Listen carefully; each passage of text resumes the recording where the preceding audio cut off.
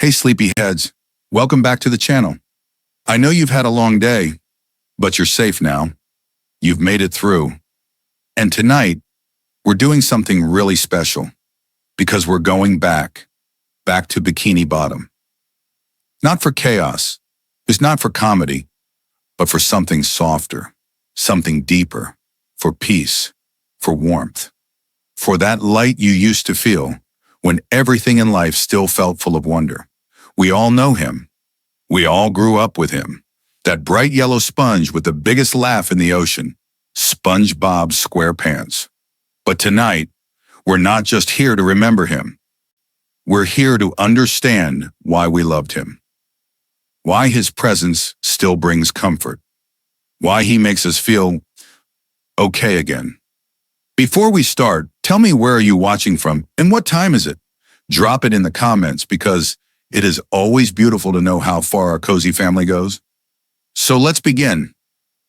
This is the first of 10 quiet reasons, and it starts with a glow that never fades. Optimism. Because SpongeBob sees the world differently. Not because nothing bad ever happens to him, but because he chooses to keep believing in the good. Even when it's cloudy. Even when Squidward's yelling. Even when the Krusty Krab is chaos. He smiles. He sings. He keeps going. And maybe that's what makes him so safe to fall asleep with. Because he reminds us, things will be okay. Not perfect, but okay. Eventually, beautifully. Tonight, let's begin with a simple SpongeBob morning. The sun, or at least something glowing, rose over Bikini Bottom when bubbles drifted by the window. A jellyfish buzzed past, and inside that little pineapple, I'm ready, I'm ready, I'm ready. SpongeBob's voice echoed with joy, as if the world itself was something to celebrate. He brushed his square little teeth, tied his red tie, greeted Gary with a cheerful, "Good morning, buddy." Gary blinked, meowed softly. SpongeBob beamed. See, you're feeling optimistic too. Even his snail got the sunshine treatment. Because SpongeBob's optimism isn't just loud, it's contagious. That morning, the toast was burned, the shower only dripped, and his shoelace broke in half. But SpongeBob just chuckled. That means today's starting with some surprises. Not problems, not curses, just surprises. Because that's what optimism does. It changes the meaning of the day. And as he skipped out the door, his shoe flapping, toast a little smoky in his hand, he waved at Squidward.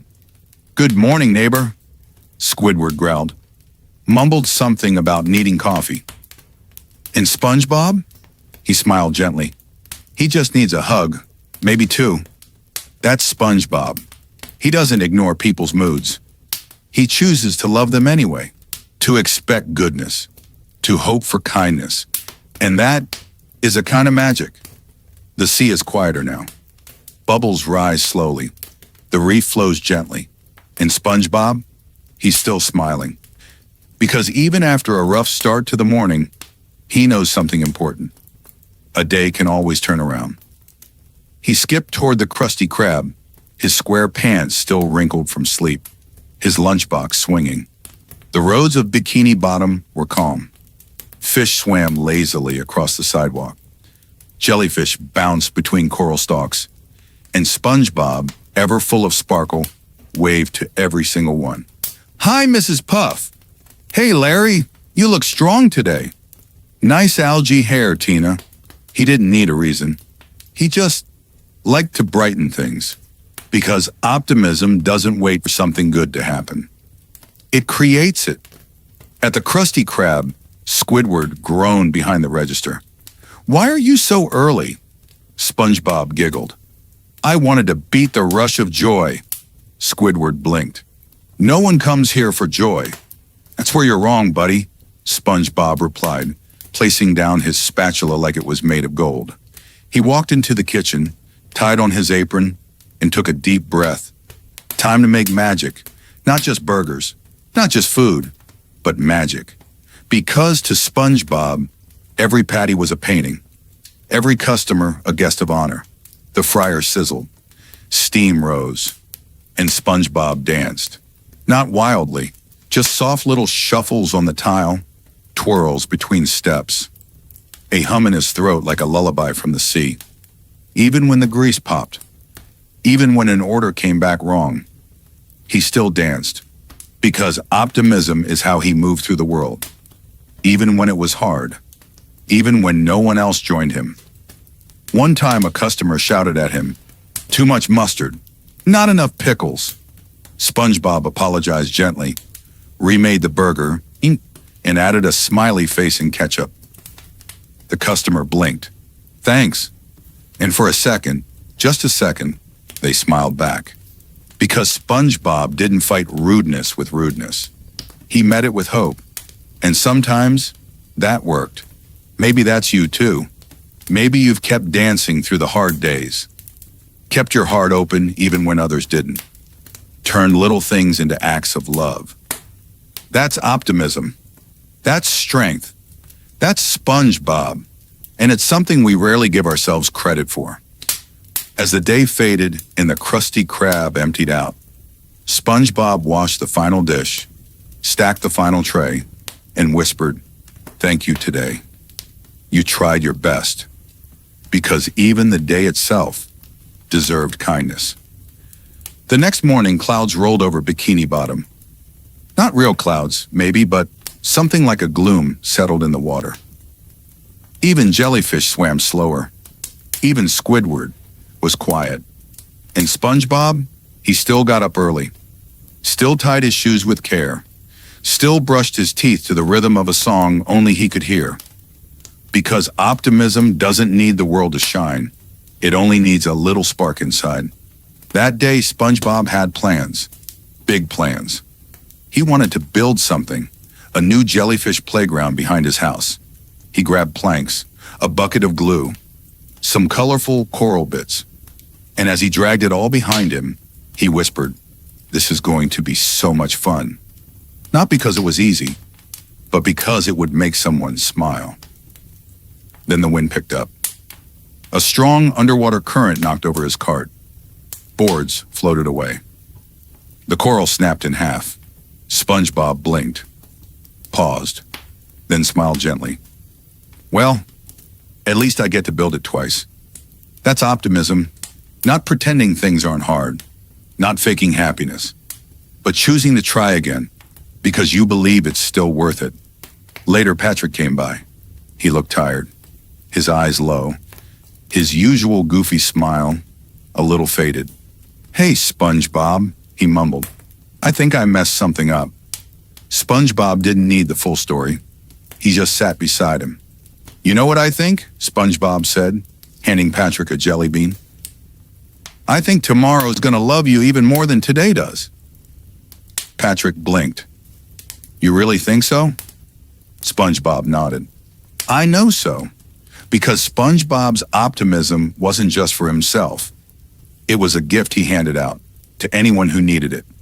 He believed in people when they didn't believe in themselves. He offered encouragement not as flattery, but as a real, rooted truth. He saw your light even when you didn't. Maybe you've done that too. Sat beside someone on a heavy day. Offered comfort even when you didn't have much left in you. Reminded someone that their story wasn't over, that something better was still on the way. That's optimism.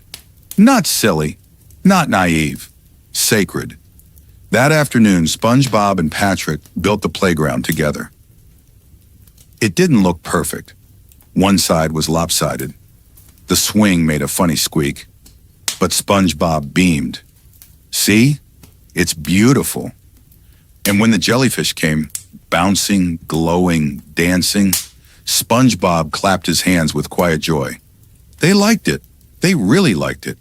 Not because it was flawless, but because it was made with love. The ocean floor is peaceful tonight.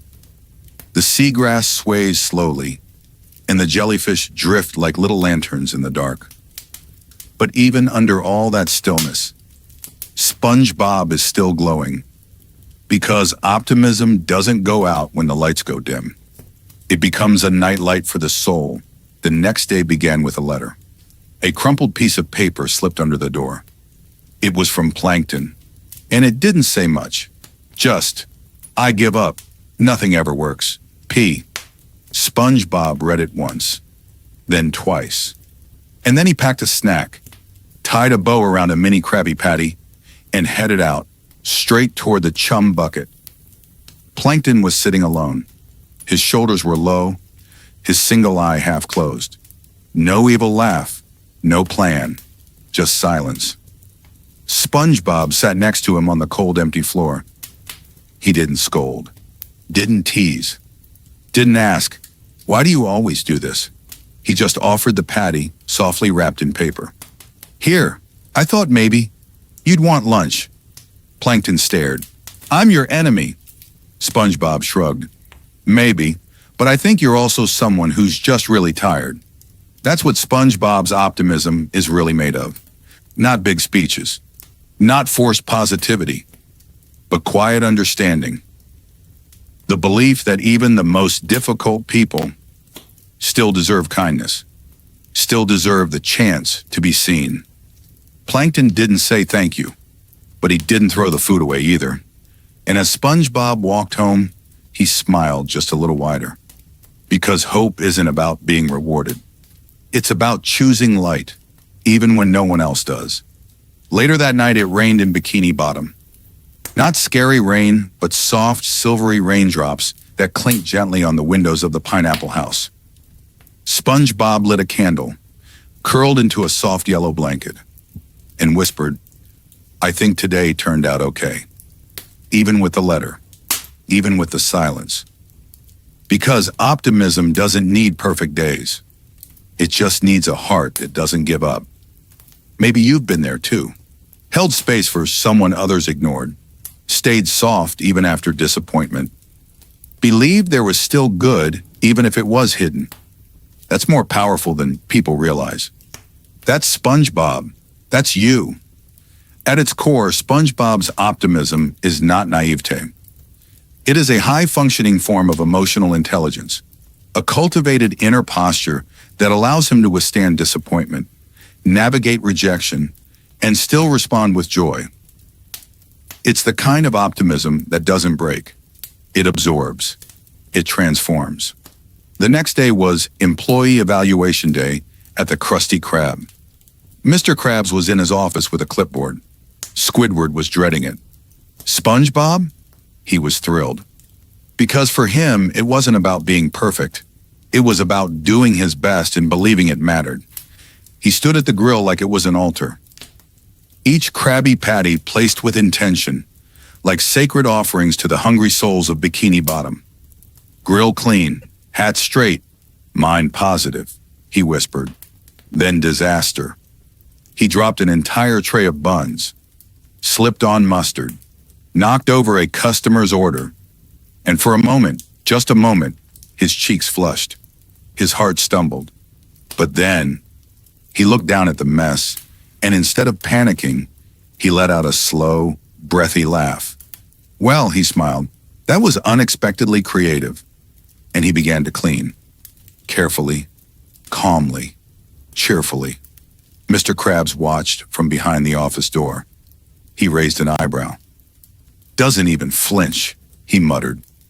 Because that's what resilient optimism looks like. Emotional fluidity in the face of setbacks. Self-compassion without self-indulgence. Recovery without resentment. It's what keeps people steady, even when the world wobbles. Later that afternoon, SpongeBob wrote a thank you note. Not to a person, but to the day itself. "Dear Wednesday," it read, "thank you for the chaos. It helped me stretch my joy muscles." He sealed it with a jellyfish stamp and tucked it into his memory box. That's another profound aspect of his optimism. He remembers the good. He archives the joy. He builds a personal feedback loop of encouragement. And this is not just cartoon logic. This reflects real psychological principles of positive reinforcement and neural retraining. SpongeBob is, quite literally, rewiring his emotional experience through his choices. As night fell and the restaurant lights dimmed, SpongeBob walked home under a sky filled with floating plankton glow. He hummed a soft tune, one you could barely hear. And his smile? Still there. Not big, not loud, just real. So now, let's take that energy into your breath. Let yourself remember one small win from today, one tiny joy, one soft moment you handled with grace. Let it echo through your body. Let it remind you, you are capable of peaceful resilience. You are allowed to recover gently. You are already enough, even in your mess.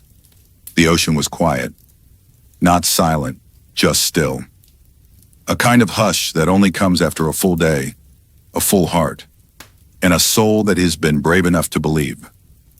Even now, tucked inside his pineapple home, SpongeBob wasn't bouncing or dancing. He was calm, soft, reflective.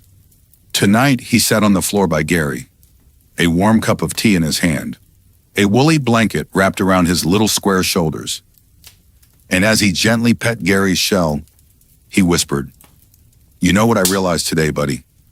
Gary blinked, meowed quietly. "I realized sometimes things don't have to be exciting to be good. Sometimes just being okay is beautiful." That's what optimism becomes in its deepest form.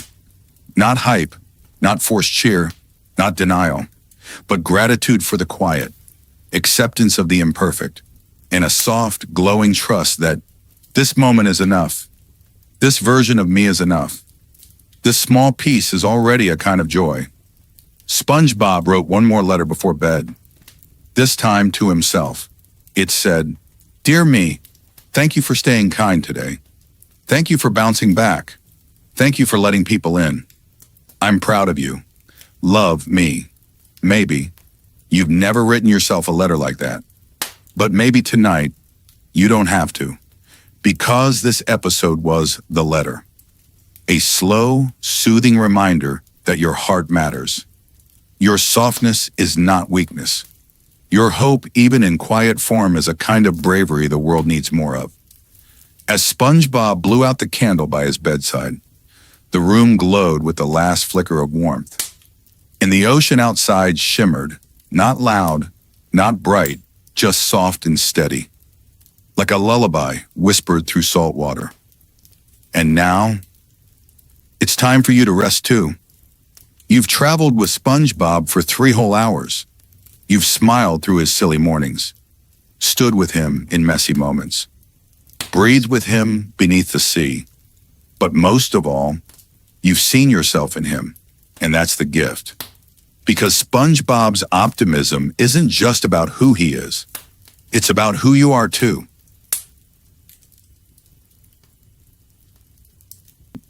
Another warmth rose in its place. Kindness. Not loud, not showy, but always there, like a gentle current in Bikini Bottom that never stops flowing. SpongeBob didn't need a reason to be kind. He simply was.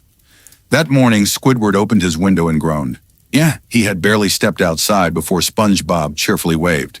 "Good morning, neighbor. I made you a sandwich." Squidward frowned. "I don't want a sandwich.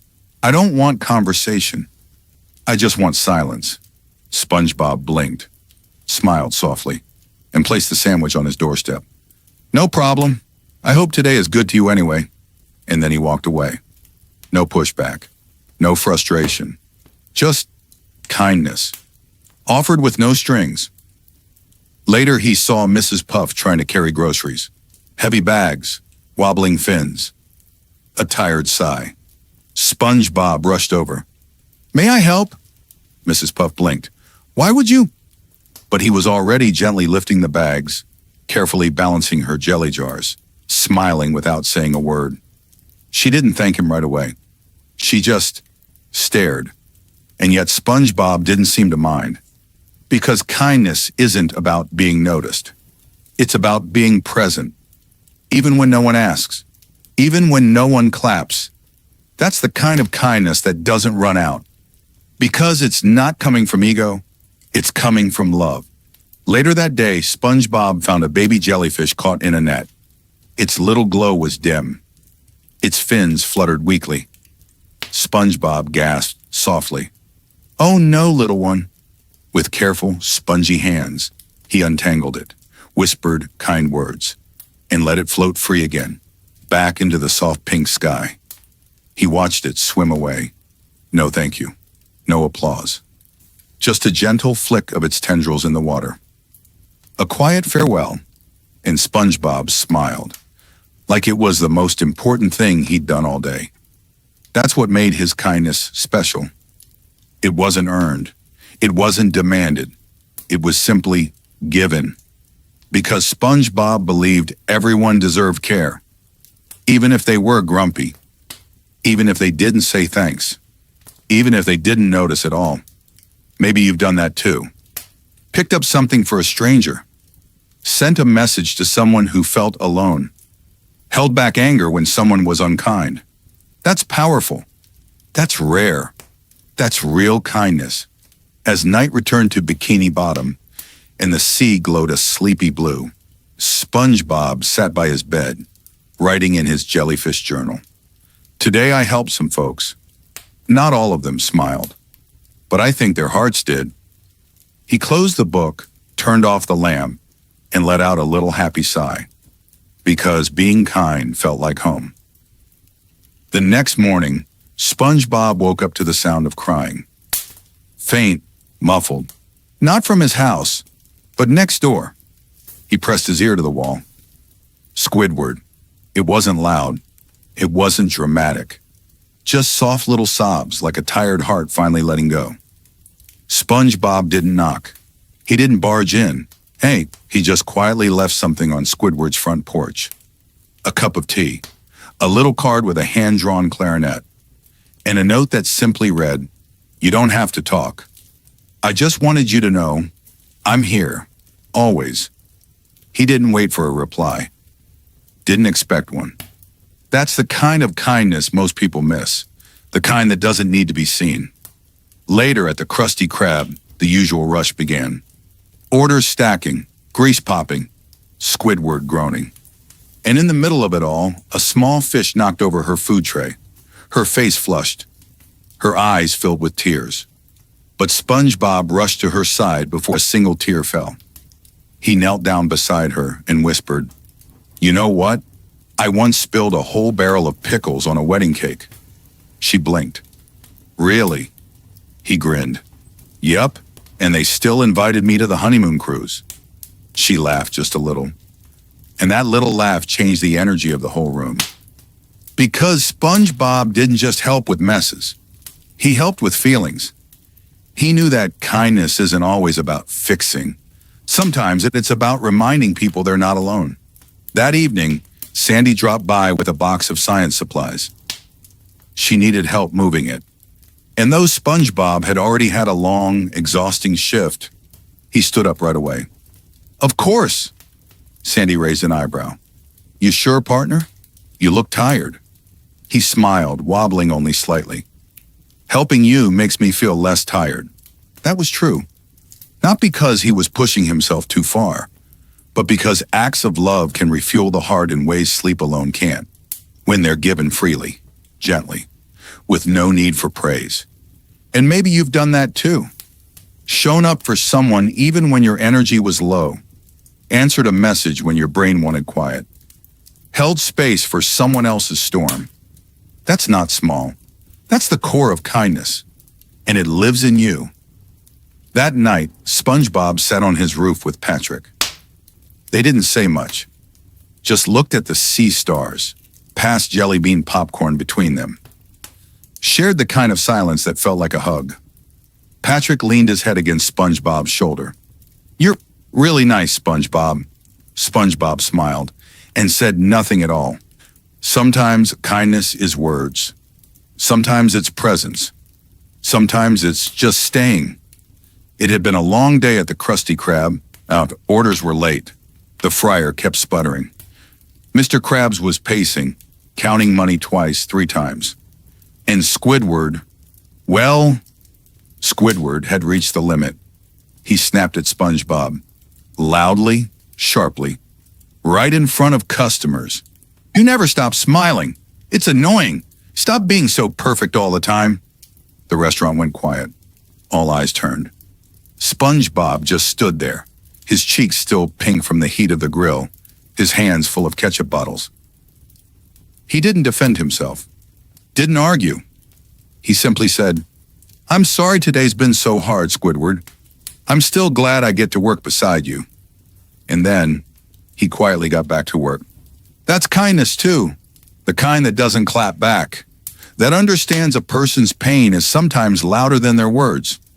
Later that night, after the rush was over, SpongeBob left something in Squidward's cubby, a tiny hand-folded paper flower, and a note that read, "You don't have to like me, but I still hope tomorrow feels better."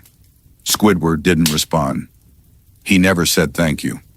But the next day, the paper flower was on his desk, right beside his coffee.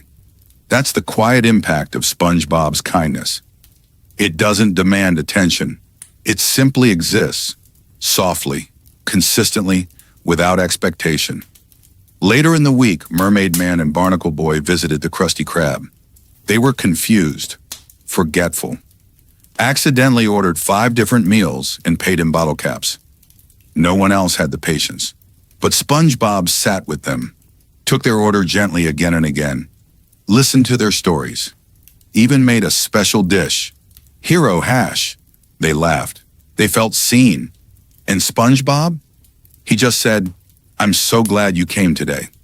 Because kindness to the elderly, to those who are overlooked, to those who move slower than the world wants them to, that's the most beautiful kind. And SpongeBob knew that. Maybe you've done that too. Listened when someone rambled, helped someone older cross the street, held space for someone who didn't fit the world's fast pace. That's a kind of love that doesn't shout, but it changes everything. That evening, SpongeBob walked Gary to bed. Gary didn't feel well. His eyes drooped. His meows were faint. So SpongeBob sang a soft little lullaby. Not one from a show, just something he made up. Snail dreams are slow, and stars drift low, so sleep with peace, and let worries go. He tucked Gary in with a tiny blanket, turned off the light, and whispered, "You're doing great, buddy," because SpongeBob's kindness wasn't just for people. It was for everyone, every creature, every soul. The next day felt ordinary. The sky was pale blue. The tide was low. The jellyfish were still sleeping in their fields. But SpongeBob, he woke up smiling anyway. Because kindness didn't need a reason. It was already part of him, woven into the way he moved, the way he spoke, the way he noticed the little things. He saw Old Man Jenkins struggling to put up a "Help Wanted" sign on his tiny repair shop. The tape wouldn't stick. The sign kept floating away. SpongeBob didn't ask. He just walked over, gently grabbed the corners, and helped hammer it into place. "Looking for help?" he asked. Jenkins chuckled. "Well, I don't think you've got time for a slow old shop like mine." SpongeBob beamed. "I always have time for kindness." And just like that, he stayed, fixed a leaky pipe, swept the floors, organized the tools. No camera, no crowd, just care. Later, SpongeBob passed by a playground. A little fish was crying on the swing set. Her balloon had popped. No one else noticed. SpongeBob sat beside her. "Want to know a secret?" he said softly. She sniffled. "I once cried for 2 hours because my ice cream fell into a volcano." The little fish blinked. "A volcano?" SpongeBob nodded. "Yep, it melted instantly, but I still remember how cold it was, for just 1 second." She giggled, and just like that, the weight lifted. That's what SpongeBob's kindness did. He didn't just say, "Don't cry." He entered the moment, made space, matched it with gentleness. That evening, he returned home and found his mailbox stuffed full of junk. One letter slipped out, hand-addressed, wrinkled. It was from Plankton. It read, "Thanks for not laughing when I was upset. I don't know why you care, but it helped. SpongeBob didn't celebrate. Didn't run to tell anyone. He just folded the letter quietly, placed it in a shoebox full of other small notes and drawings, and whispered, "I'm glad I could help, because kindness doesn't need an audience. Just a heart that keeps showing up." Maybe you've done that too. Shared something soft with someone who hurt you. Listened when no one else had the patience. Chose gentleness, even when it wasn't easy. That's not weakness. That's incredible strength. That night, SpongeBob made hot cocoa for himself and Gary. He added a tiny marshmallow shaped like a jellyfish. Let it melt slowly. He looked out the window at the stars and said, "Kindness made today special, even if no one knew." Then he curled under his blanket. Gary purred at his side. And all the quiet acts of love from the day settled gently over him, like a lullaby only his heart could hear. It was early evening in Bikini Bottom. The kind of evening where the sun settles just right, casting long golden shadows over coral rooftops. And SpongeBob was out for a walk, not to go anywhere, just to be out there, present, available, open to the world. That's the thing about kindness. You don't always have to look for someone to help. Sometimes you just need to be ready. He passed by Larry the lobster, who had dropped his dumbbells into the sand. They were stuck. Too heavy even for Larry's big arms today. SpongeBob offered help. Larry laughed. "You? These are way too heavy for you, little guy." SpongeBob smiled, not offended. "Well, I could at least cheer you on while you try again." So he sat beside him, chanted silly encouragements. Clapped for every inch of progress. Larry eventually got the weights free. And when he did, he turned and said softly, "Thanks, Sponge. I needed that more than I thought." Later, SpongeBob visited Sandy. She'd had a tough experiment fail. Her tree dome smelled faintly of smoke. She was covered in soot. SpongeBob didn't give advice. Didn't pretend to understand all the science. He just cleaned up quietly, handed her a flower he found on the way, and said, "You'll figure it out. You always do." Sandy didn't cry. Didn't smile much either. But when he left, she placed that flower inside her helmet. Kept it there the whole week. Because that's the beauty of kindness. It doesn't force healing. It just holds space. And maybe you've done that too. Shown up, without needing to fix anything. Listened without interrupting. Stayed near, even in silence. That's rare. That's real. That's what the world needs more of. That night, SpongeBob returned home to find a small note from Patrick. It said, "I made cookies. They're kind of weird, but I saved you the biggest one." SpongeBob beamed. He didn't care about flavor or shape. He just felt the love. Because kindness inspires kindness. It ripples. It spreads. Even when no one's trying to be impressive. He sat on his porch, cookie in hand, legs swinging gently off the step. He watched the moonlight sparkle through the water, thought about everyone he'd crossed paths with that day, and whispered, "Today was kind." And that makes it enough. The lights in Bikini Bottom were dimming. Windows glowed warmly, one by one. The water slowed.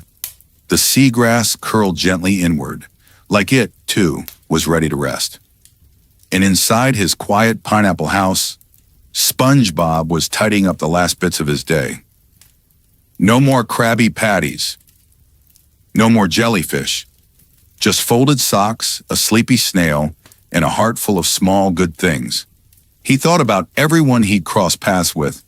Squidward, still grumpy, still private, but slowly more open, less sharp. Sandy, quietly thankful, still tinkering, with that little flower still tucked in her helmet. Even Plankton, who hadn't sent another letter, but hadn't tried to steal the formula all week either. And Patrick, who had dropped off another strange cookie that afternoon.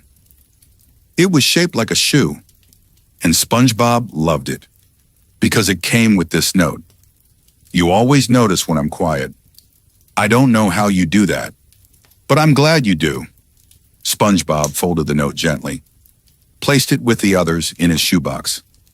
He didn't keep them for praise. He kept them because they were reminders that kindness works, even when it's quiet, even when it goes unspoken. It lands. It lingers. It grows. Later, he sat at the edge of his bed. Gary curled beside him, purring softly. The room was dark, except for the tiny, flickering glow of a lava lamp shaped like a jellyfish. And SpongeBob whispered not to Gary, not to anyone really, just to the night itself. I think today mattered.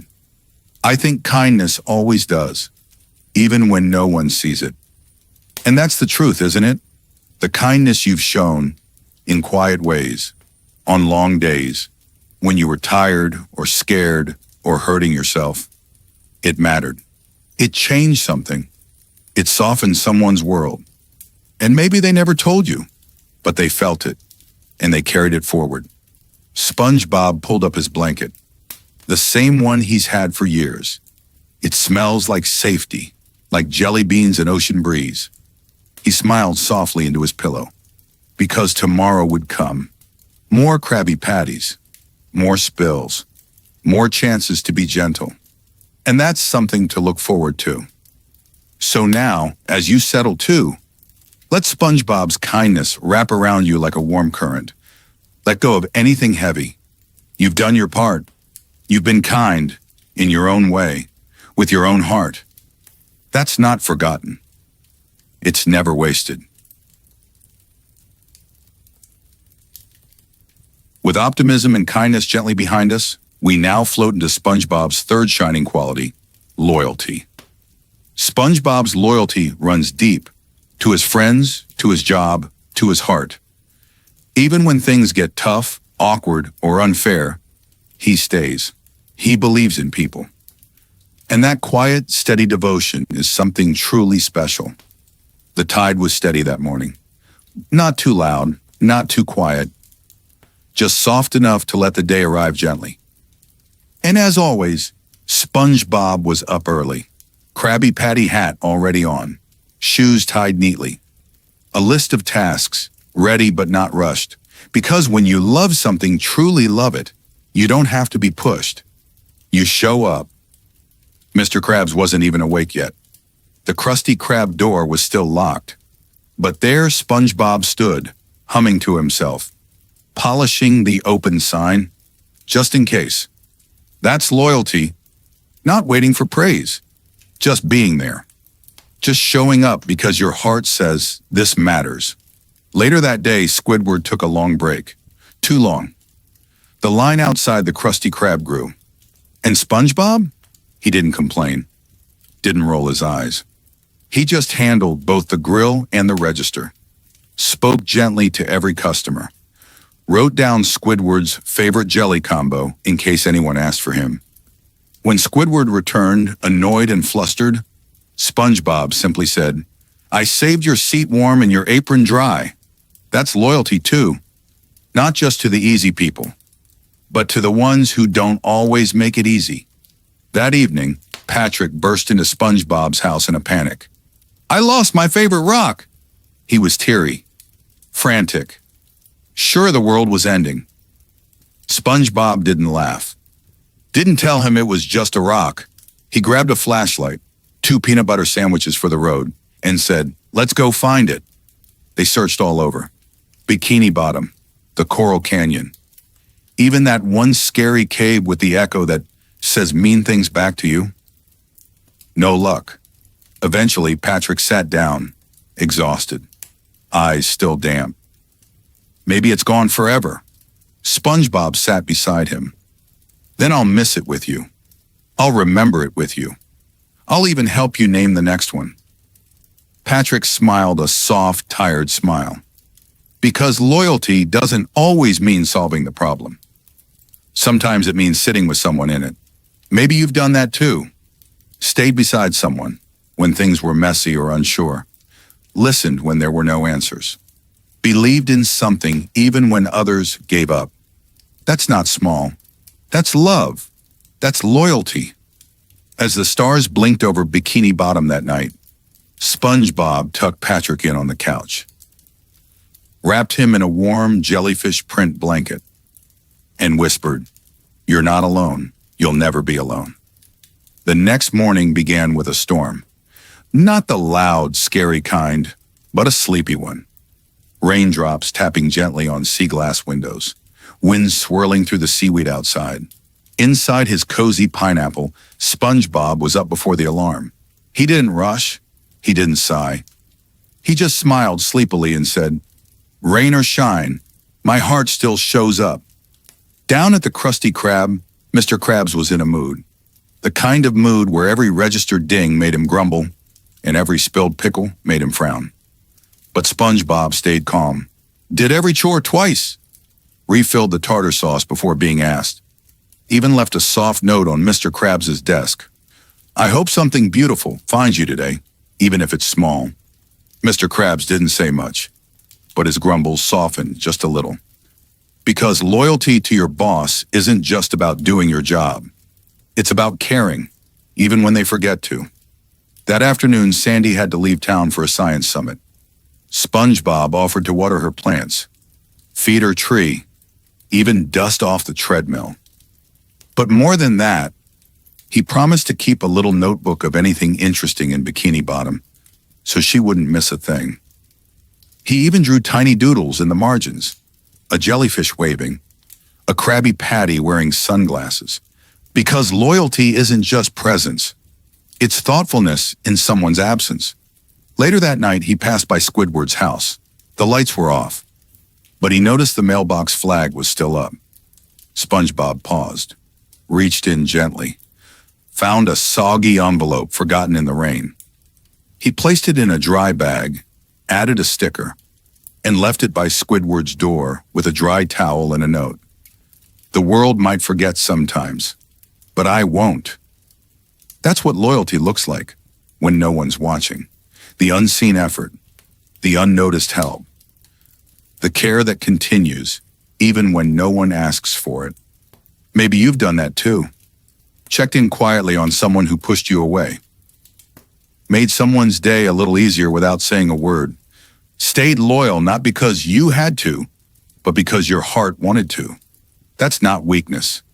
That's one of the strongest things you can be. That night, SpongeBob sat on his porch. The rain had stopped. The stars peeked out, watery and sleepy. Gary curled beside him. SpongeBob whispered, "It doesn't matter if they know. I know, and that's enough." He sipped warm tea, and closed his eyes, and let the quiet loyalty of his day carry him into dreams. The morning light shimmered through the ocean, soft and slow, no rush in the water, no reason to hurry. But SpongeBob, as always, was already dressed, already smiling, and already thinking of others. He knocked on Patrick's rock gently. No answer. He peeked under the edge and whispered, "Good morning, best friend." Still no reply. SpongeBob didn't panic. He didn't feel ignored. He simply sat down and waited. A full 20 minutes passed before Patrick stirred. "Ugh, my dreams were so loud," he mumbled. SpongeBob chuckled. "I didn't want to miss them." Patrick blinked. "You just sat there?" SpongeBob nodded, happy. "Being near you, even when you're quiet, that's enough for me." Because loyalty isn't just showing up for fun things. It's being there in the stillness, too. That afternoon, a customer at the Krusty Krab spilled their food twice. Squidward was annoyed. Mr. Krabs rolled his eyes. But SpongeBob, he smiled. "Hey, I spill stuff every day," he said brightly. "Want me to show you my super sponge cleanup dance?" The customer giggled. So did a few others. SpongeBob danced, wiped, twirled, and bowed. And in that moment, he wasn't just loyal to his job, he was loyal to kindness. To making people feel okay when they could have felt small. Later, SpongeBob passed by the old bus stop, where he once said goodbye to his jellyfish camp friends. The paint was chipped. The coral bench, a little broken. He sat there quietly, remembering. A jellyfish floated by. He waved. And under his breath, he whispered, "I still think of you. I still care." That's loyalty too. Caring long after the goodbye. Carrying people with you, even when they're not near anymore. Maybe you've done that. Maybe there's someone you haven't seen in a while, but still hope good things for. Or maybe you stayed by someone's side through something hard, even when it was quiet, even when it was lonely. That's not just love. That's loyalty, the kind of love that lasts. That evening, SpongeBob wrote in his tiny yellow notebook.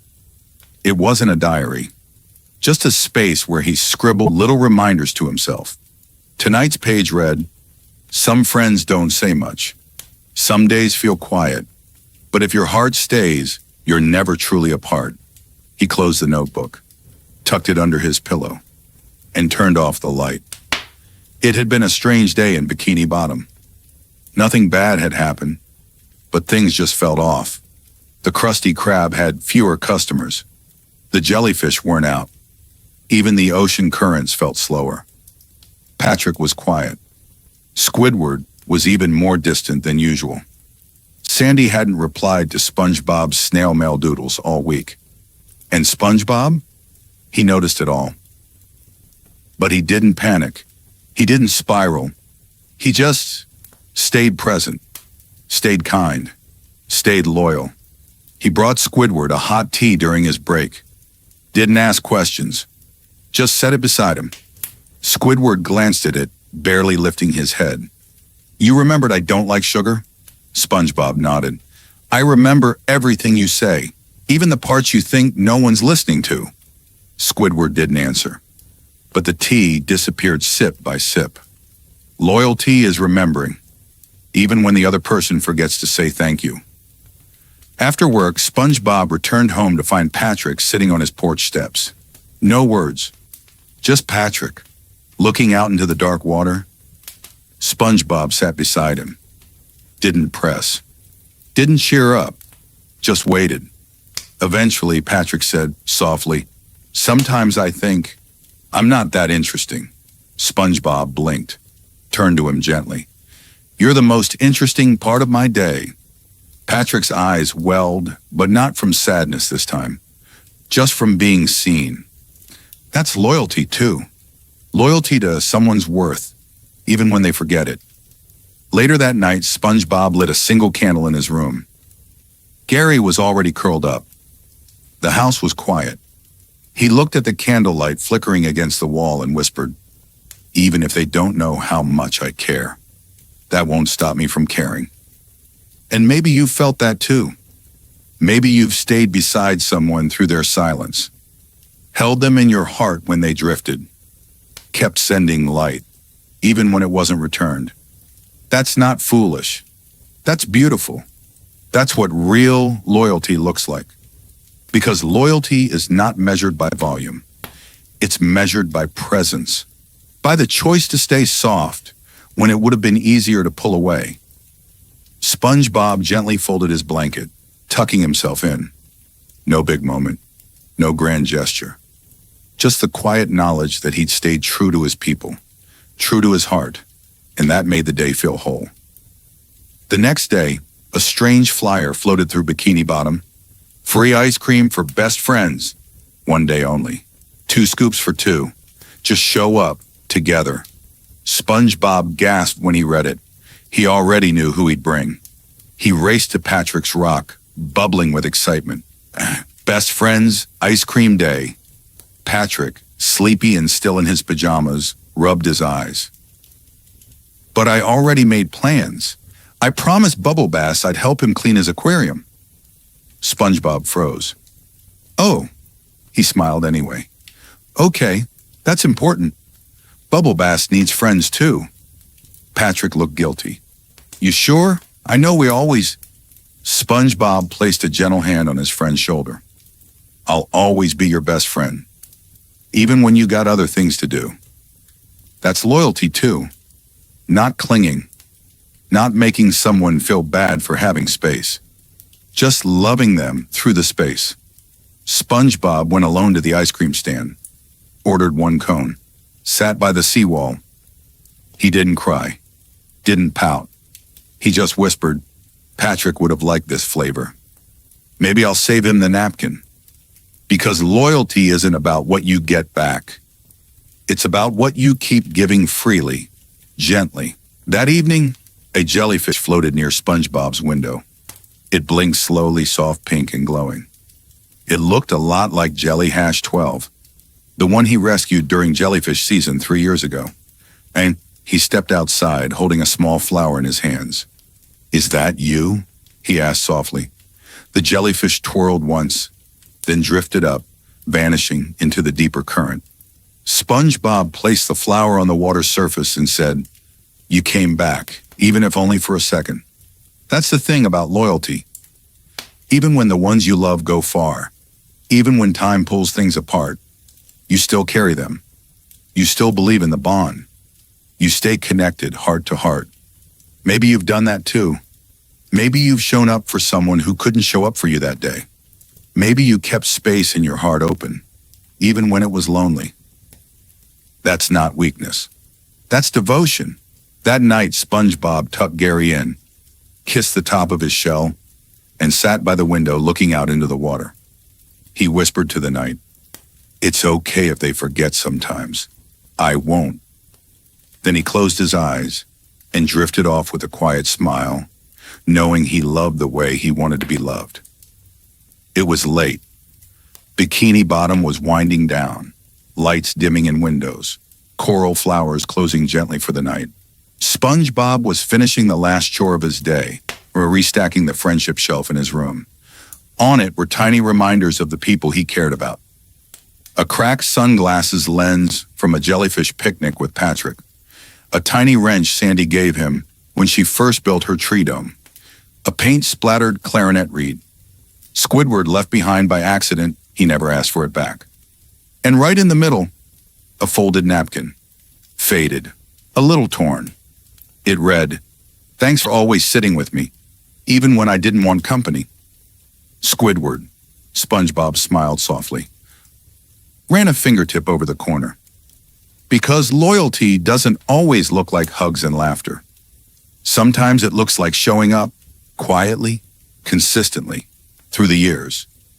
That morning, Sandy had returned from her science summit, tired, overworked, eyes heavy behind her helmet. SpongeBob greeted her with a handmade breakfast. Acorns carved into smiley faces. Pancakes shaped like test tubes. "I know you like symmetry when you're overwhelmed," he said sweetly. Sandy blinked, then hugged him. And not the quick kind of hug, the deep, still kind, the "you know me even when I don't say it" kind. Loyalty is knowing someone well enough to love them in the language they don't always speak. That night, SpongeBob took a walk with Patrick. No big conversation, just soft footsteps along the ocean path, occasional giggles, and the shared comfort of being understood. Patrick said, "You always come back, no matter what." SpongeBob tilted his head. "I never leave," he whispered. "I'm just always here." That's the truth about SpongeBob's loyalty. He doesn't disappear when it's inconvenient. He doesn't hold grudges. He stays, not for attention, not for credit, but because his heart is made that way. Maybe yours is too. Maybe you've been the one to forgive, to stay near, to check in quietly when others drifted. Maybe you've loved people long after it was easy to. And if so, please know this: that is rare, that is real, and that is seen. As SpongeBob got ready for bed, he sat on the edge of his mattress, holding his soft snail-patterned pillow close. He whispered not to Gary, not even to himself, but to you. If you ever need someone who stays, I'll be here, just like I always am. He tucked in, turned off the lamp, and let the quiet of the ocean lull him into dreams. So now, dear listener, you too can rest. You've stayed loyal in a world that often forgets. You've given your heart to people, even when they didn't always know what to do with it. That love is not wasted. It echoes. It heals. It comes back. Always. SpongeBob's fourth shining quality. Patience. SpongeBob's patience is pure and simple. He doesn't rush the world to match his pace. He waits with kindness, listens without pressure, and lets others grow in their own time. It's a softness that holds space, and it's so rare. The tide was calm today. Even the jellyfish seemed to drift more slowly, as if the whole ocean had taken a deep breath. And SpongeBob? He was ready, apron on, shoes tied, smile quiet. But unlike most mornings, he wasn't rushing to flip patties or sweep the front step. Today, he was simply waiting. Squidward had asked for a ride to his clarinet recital. A rare thing. He said it casually, like it didn't matter. But SpongeBob knew it did. And even though Squidward wasn't outside yet, even though the recital wasn't for another 2 hours, SpongeBob was already there, sitting in his boatmobile, radio softly playing sea jazz, humming along, just waiting, just being there. That's patience. Not checking your watch every minute, not sighing loudly to be noticed, just staying present because someone trusted you to. Eventually, Squidward emerged, the tie slightly crooked, sheet music in hand. He didn't say, "Thank you." He just got in. And SpongeBob simply smiled and said, "Want to practice your breathing while we drive?" Squidward blinked, then slowly nodded. They didn't talk much. But when the car ride ended, Squidward looked just a little lighter.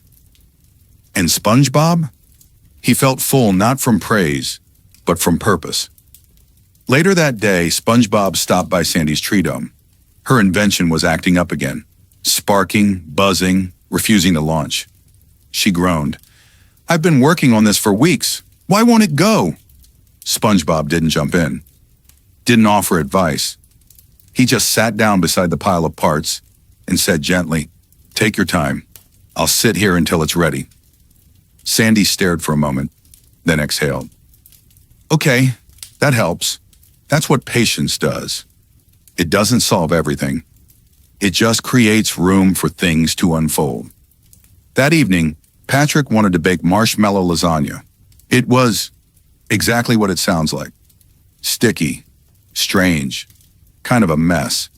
But SpongeBob didn't laugh, didn't speed things up. He helped layer the gooey pile, smiling every time Patrick proudly declared, "Chef mode." And when the timer dinged, they both took a bite. It was awful. But SpongeBob smiled and said, "Tastes like friendship. That's patience too. Letting others try things, even if they're messy, even if they're not right." Maybe you've done that, waited for someone to open up, held space while someone struggled, let life unfold slowly, even when you were tempted to rush ahead. That's not passive. That's strong and beautiful. As SpongeBob lay in bed that night, Gary purring at his side, he whispered, "The world moves at its own pace. I don't mind waiting. I just want to be kind while I do." It was one of those days in Bikini Bottom, where the ocean itself seemed to stretch out, soft, slow, endless. SpongeBob had no major plans, no shifts, no deadlines. Just time. Time to be. Time to listen. Time to wait. Patrick stopped by, holding a tiny purple flower. "I think this is, a wishing flower?" he said with squinting confidence. SpongeBob lit up. "Let's make a wish together." But Patrick stared at the flower for a while. A long while. So long, in fact, that a jellyfish floated past, then floated back, wondering if something interesting might happen. SpongeBob didn't rush. He just sat beside Patrick on the rock, feet dangling over the reef, watching the tiny petals flutter in the water. Finally, Patrick whispered, "I don't know what to wish for." SpongeBob smiled softly. "Then we wait until your heart knows." And so they did. No pressure, no rush. Just two best friends Sharing space with the sea, that's patience. Letting someone take their time without filling the silence. Later, SpongeBob saw Plankton sulking behind the chum bucket. No schemes, no robots. Just Plankton, holding a cold sandwich and looking far away. SpongeBob walked over slowly. Didn't speak right away. Just stood nearby. Eventually, Plankton said, "You ever feel like everyone's moving on except you?" SpongeBob sat beside him. "Yeah, but sometimes staying still is what helps everyone else remember to slow down too." Plankton didn't respond, but he didn't walk away either. And SpongeBob just sat there, quiet, still, loyal. That's patience too. Not needing to fix, just being present long enough for someone to feel less alone.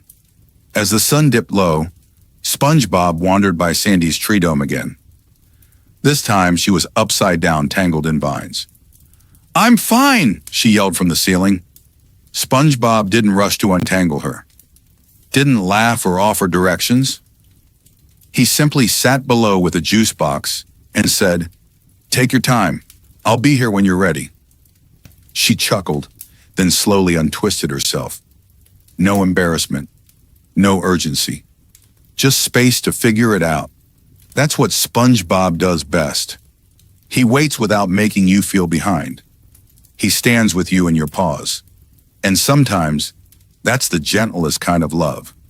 Maybe you've done that too. Held someone's hand while they figured themselves out. Let a friend vent without needing to reply. Stayed loyal during a long, quiet chapter in someone's life. That kind of patience, it's soft power. And you carry it beautifully. The morning was quiet. Even the bubbles rose slower. Even the clouds above Bikini Bottom seemed to float more dreamily than usual. Inside his pineapple, SpongeBob was stirring a bowl of snail food. Gary wasn't meowing. He wasn't pacing. He was just staring out the window. SpongeBob didn't push. He gently placed the bowl near Gary and whispered, "It's okay if you're not hungry yet. I'll keep it warm for you." That's patience, letting someone move at their own pace, even if it doesn't match yours. Later that day, SpongeBob was asked to help teach a jellyfishing class for little sea kids. It sounded fun until he realized the kids didn't know how to sit still, or how to listen, or how to hold the jellyfish nets right side up. Some teachers might have raised their voice, given up. But SpongeBob, he knelt down, tied one kid's shoes, helped another fix their goggles, waited as they wandered off chasing bubble rings. And every time a little hand reached for his, he was ready. Calm, present, kind. That's patience too. Not expecting perfection, but choosing to see progress in the little moments. Later, Squidward was having a rough day. He'd forgotten his clarinet at home, stepped in mustard, and spilled kelp tea on his work pants. He snapped at SpongeBob when he asked, "How's your afternoon going?" But SpongeBob didn't flinch. He just smiled and quietly cleaned the tea spill without a word. 20 minutes later, Squidward peeked over the counter and muttered, "Thanks for not making a big deal about it." SpongeBob looked up, eyes warm. "I knew you'd talk when you were ready." That's the truth, isn't it? The most meaningful conversations often happen after the silence. And the people who are patient enough to wait are the ones we trust the most. Maybe you've done that. Maybe you've loved someone through their off days, listened to someone's story without interrupting, or stayed close even when someone pulled away for a little while. That's real. That's rare. That's you. That night, SpongeBob sat outside with a cup of warm seafoam cocoa. He didn't journal. Didn't hum. He just looked up at the stars, watched the sea shadows shift, and let the silence feel full instead of empty. He whispered, "I don't need answers tonight. I just want to be here where the heart is soft." A soft breeze passed through Bikini Bottom. Everything was slower today, as if the sea itself wanted to nap. But SpongeBob didn't mind. No, he was sitting in front of the Krusty Krab, cross-legged on the ground, carefully helping a tiny sea snail cross the path. It wasn't in danger. It wasn't in a hurry.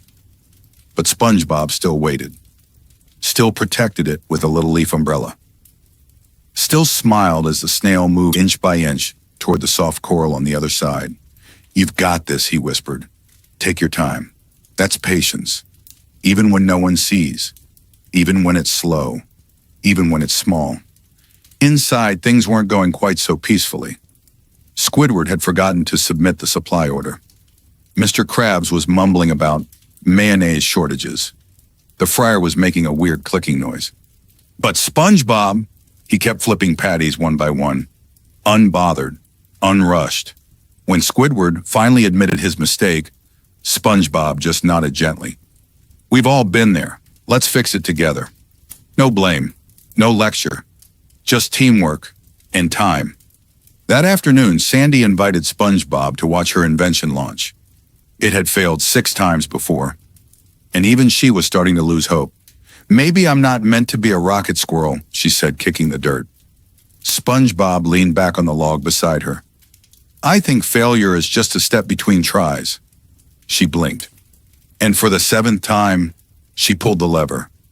The machine shuddered. It sparked. It lifted and stayed up. Not far, not long, but it flew. And Sandy turned, eyes wide. "You waited through all those tries?" SpongeBob nodded. "Because I believed in try number 7, and 8, and 9 too. That's patience too. Believing in someone even when they don't." That night, Patrick had a lot on his mind. He didn't say what. Just came over with a pillow and plopped beside SpongeBob's bed. They didn't talk. SpongeBob just shifted over and handed him a second blanket. "And sometime in the dark," Patrick whispered, "Thanks for not asking me to explain." SpongeBob didn't answer. Just gently squeezed Patrick's hand. That was enough. Maybe you've done that too. Held space for someone who didn't have the words. Believed in someone's 7th try. Waited kindly even when others grew impatient. That's the kind of patience the world needs. And it lives in you. As SpongeBob and Patrick slept side by side, quiet breathing, blankets warm, no big moments, no big words, there was peace, a soft, earned peace. The kind that only comes when love waits and never gives up. The sun was low over Bikini Bottom. Not quite sunset, but the kind of golden glow that makes everything feel soft and unhurried. SpongeBob stood outside the post office, holding a letter in his hand. He wasn't mailing it. Not yet. He was just looking at it. It was for someone he hadn't talked to in a long time. Someone who used to be a friend, used to laugh with him, used to matter deeply. And even though they hadn't spoken in forever, SpongeBob still cared. He whispered to the envelope, "I'll send you this letter when I feel like you're ready to receive it." Then he tucked it away. Not angry, not hurt, just hopeful and patient. That's real patience. Not forcing reconnection, just quietly keeping the door open. Back home, Gary was curled in a ball. Not his usual happy purr ball, but the slow, distant kind. SpongeBob didn't ask why. Didn't try to cheer him up right away. He just lay beside him on the floor, nose to shell, whispering soft, silly rhymes until Gary slowly blinked. "However long you're quiet for," SpongeBob whispered, "I'll match it." Later, Squidward knocked on his door. "I think my clarinet's broken," he said flatly. He held it out like it had betrayed him. SpongeBob invited him in, made tea, and sat with him on the couch. Squidward tried to play. A weird honk came out, then another. Then silence. "I can't figure it out," Squidward sighed. SpongeBob just smiled and poured more tea. "Then we'll just sit here until it makes sense again." And they did, for hours. No pressure, no solutions, just space. Because patience isn't always about waiting for results. Sometimes it's just waiting with someone. That night, SpongeBob found a note in the mailbox, a crumpled one. No return address. No name. It said, "I know I was distant. I'm sorry. Thank you for not giving up on me." SpongeBob smiled softly. He didn't need to know who it was from. He already knew. He held it to his chest and whispered, "It was never about when. It was just about you." The ocean was still. Stars flickered above Bikini Bottom, casting soft glimmers across the sleepy coral reefs. Inside his warm pineapple house, SpongeBob sat by the window, legs tucked close to his chest. Gary was asleep beside him, snoring faintly, and the world was quiet. But SpongeBob wasn't bored or lonely. He was content, just watching, just being, just waiting, for nothing in particular, and everything. Earlier that day, he had planted a single coral sprout in the back of his garden. Just one. No one saw. No one asked why. But SpongeBob whispered to the sprout, "Take your time. I'll visit you every day." That's patience. Not asking things to bloom quickly. Just loving them as they are. Patrick had come by in the afternoon with a great idea. He wanted to build a friendship fort out of kelp noodles. It collapsed. Twice, maybe even 5 times. But SpongeBob didn't groan. Didn't rush. He just helped rebuild each time, no matter how crooked it turned out. And when it was finally done, Patrick crawled inside and whispered, "Thanks for not giving up on me. Or on this." That's what patience feels like. Being someone others can count on, even when their plans are messy. Later, Sandy called just to say, "I don't need anything. I just like knowing you're always there." And SpongeBob smiled, because being there, even in silence, was enough for him. Maybe that's true for you too. Maybe you've waited without knowing if the effort would be seen. Maybe you've held space for others, not for attention, but because it's how your heart works. Maybe you've loved slow, stayed steady, and never needed a clock to measure your care. That's patience. That's devotion. That's you. As SpongeBob pulled his blanket up that night, he paused to look at the coral sprout one last time through the window. Still tiny, still growing. He smiled. "You'll get there. I believe in your pace." Following quality in SpongeBob's heart, forgiveness. SpongeBob's forgiveness is honest, effortless, and unconditional. He doesn't hold grudges. He lets people try again. He believes that even the prickliest hearts deserve a second chance, and a third, and a fourth. He forgives not because he forgets, but because he understands. It started, as many things in Bikini Bottom do, with a mistake.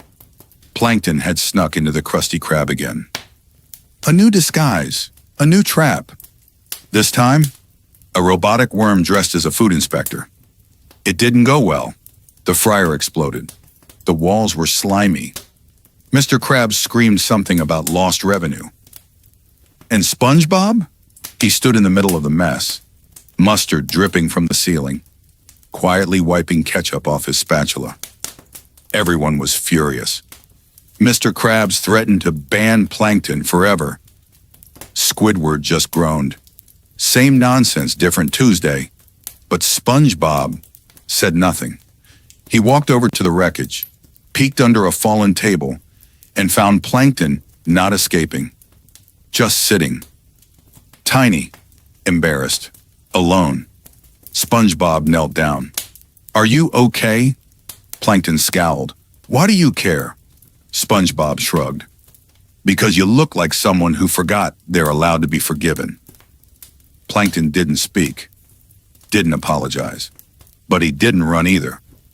And SpongeBob just smiled. That's forgiveness, not waiting for the perfect apology, just choosing to soften anyway. Later that day, Sandy accidentally broke one of SpongeBob's handmade mugs. She was mortified. "I'll fix it. I'll glue it. I'll rebuild it out of titanium." SpongeBob giggled. "It's just a cup, Sandy. You matter more." She paused, then quietly said, "That's not what most people say." SpongeBob tilted his head. Then most people are missing out. Forgiveness doesn't always mean saying, "It's fine." Sometimes it means saying, "You're more important than what happened." That evening, Patrick confessed something strange. He'd eaten the last of SpongeBob's jelly snack stash, the one he'd been saving for a special jellyfishing picnic. "I got hungry," Patrick mumbled, "and I didn't think, I just munched." SpongeBob opened the fridge. Empty. Then he looked at Patrick, whose big round eyes were filled with guilt. And SpongeBob smiled. "Want to go catch some more together?" Patrick gasped. "Really?" "Of course. Snacks come and go. Best friends stay." Maybe you've done that too. Maybe you've looked someone in the eye and said, "It's okay," even when you had every reason not to. Maybe you've chosen peace when your heart could have chosen punishment. That's not weakness. That's freedom. That's you. That night, SpongeBob lit a small sea-glow candle, the kind that flickers slowly, like a heartbeat. Gary was curled up beside him. He looked out the window and whispered, "Not everyone knows how to say they're sorry, but I still know how to forgive." And with that, he tucked in, closed his eyes, and slept, lightly, lovingly, free. The next morning, the Krusty Krab opened as usual, but the air was tense. Squidward had spilled hot kelp sauce on a customer the day before. He didn't mean to. It was an accident. But the customer had yelled loud. SpongeBob had stepped in quickly, offering napkins, drinks, and extra order on the house. Everything calmed down. But today, Squidward was quiet. He didn't complain, didn't scowl, didn't hum angrily through his nose. He just stared out the window, brow low. SpongeBob brought him a little gift, a drawing of Squidward on a happy day, his clarinet drawn in swirls, a speech bubble that said, "I make music, and that's enough." Squidward blinked. "Well, what's this for?" SpongeBob just smiled. "Easy, because even good people have off days. And I still think you're amazing." Squidward didn't respond, but he folded the picture slowly and tucked it into his apron. That's forgiveness. Offering someone back to themselves when they've forgotten who they are. Later that day, SpongeBob visited Plankton again. No schemes this time, just silence. Plankton was rearranging chum buckets in the back. Without looking up, he muttered, "You know I'll probably try to steal the formula again." SpongeBob shrugged. "Maybe, but maybe you'll also visit me on a Tuesday and not lie about it. I think both can be true." Plankton blinked. "You're weird." SpongeBob giggled. "Yep, forgivingly weird. Sometimes forgiveness is just believing that someone is not only the worst thing they've done." That evening, Sandy came by with a pie. It was meant to be a surprise, but it tasted like burnt marshmallows and science experiments. She blushed. "Okay, so I used protein powder instead of sugar." SpongeBob smiled kindly. "I forgive your muscles for what they did to my taste buds." They laughed. And then he ate the whole slice anyway. Because sometimes forgiveness is silly. Sometimes it's choosing kindness over flavor. Or friendship over pride. Maybe you've done that. Maybe you've smiled through the uncomfortable. Maybe you've told someone they're still loved, even after they messed up. That's not naive. That's deep. That's rare. That's you. That night, SpongeBob added a new page to his Good Things journal. Just simple drawings. Squidward smiling. Plankton organizing instead of stealing. A slice of protein pie with a heart on top. And below it all, he wrote, "Everyone deserves a chance to try again. Even me." The next day began like most. Bubbles rising. Seagrass swaying. And SpongeBob, humming. He was planting little coral seeds along the edge of jellyfish fields. Not for profit, not for show. Just because it felt good to grow something. And just as he finished placing the last sprout, he heard the sound of a net swooshing. Patrick, covered in jellyfish stings. I thought they wanted a hug, he explained, eyes dazed. SpongeBob helped him up without a word, brushed him off, and handed him a soft kelp leaf. No worries, he said kindly. They're sensitive, just like us. Forgiveness often starts with understanding, and sometimes it means forgiving someone for simply not knowing better. Later at the Krusty Krab, a delivery truck backed into the side of the building. One of the front windows cracked. The delivery driver panicked. Krabs screamed. SpongeBob? He walked over, looked at the dented wall, and said gently, accidents happen. The important part is that nobody got hurt. The delivery driver teared up. I didn't mean to, I just thank you. SpongeBob patted his shoulder and smiled. We all have days that go sideways. Just means we lean into tomorrow. That's what forgiveness really is, leaning into tomorrow, instead of getting stuck in yesterday. That evening, SpongeBob invited his friends for a movie night. Blankets, pillows, snacks stacked high. But halfway through the first movie, Squidward's clarinet solos started playing loudly from upstairs. Everyone groaned. Should we ask him to turn it down? Patrick mumbled. SpongeBob shook his head. He didn't know we were watching something. We'll invite him next time. They didn't turn the volume up. They just waited. And eventually, Squidward came downstairs with a half-apologetic shrug. Was that too loud? SpongeBob handed him a drink and smiled. Not louder than your talent. Squidward blinked, then sat down on the edge of the pillow fort. That's what SpongeBob does. He forgives quickly and invites gently. No grudges, no lectures, just open space. That night, SpongeBob cleaned up quietly, folded the blankets, packed away the leftover snacks.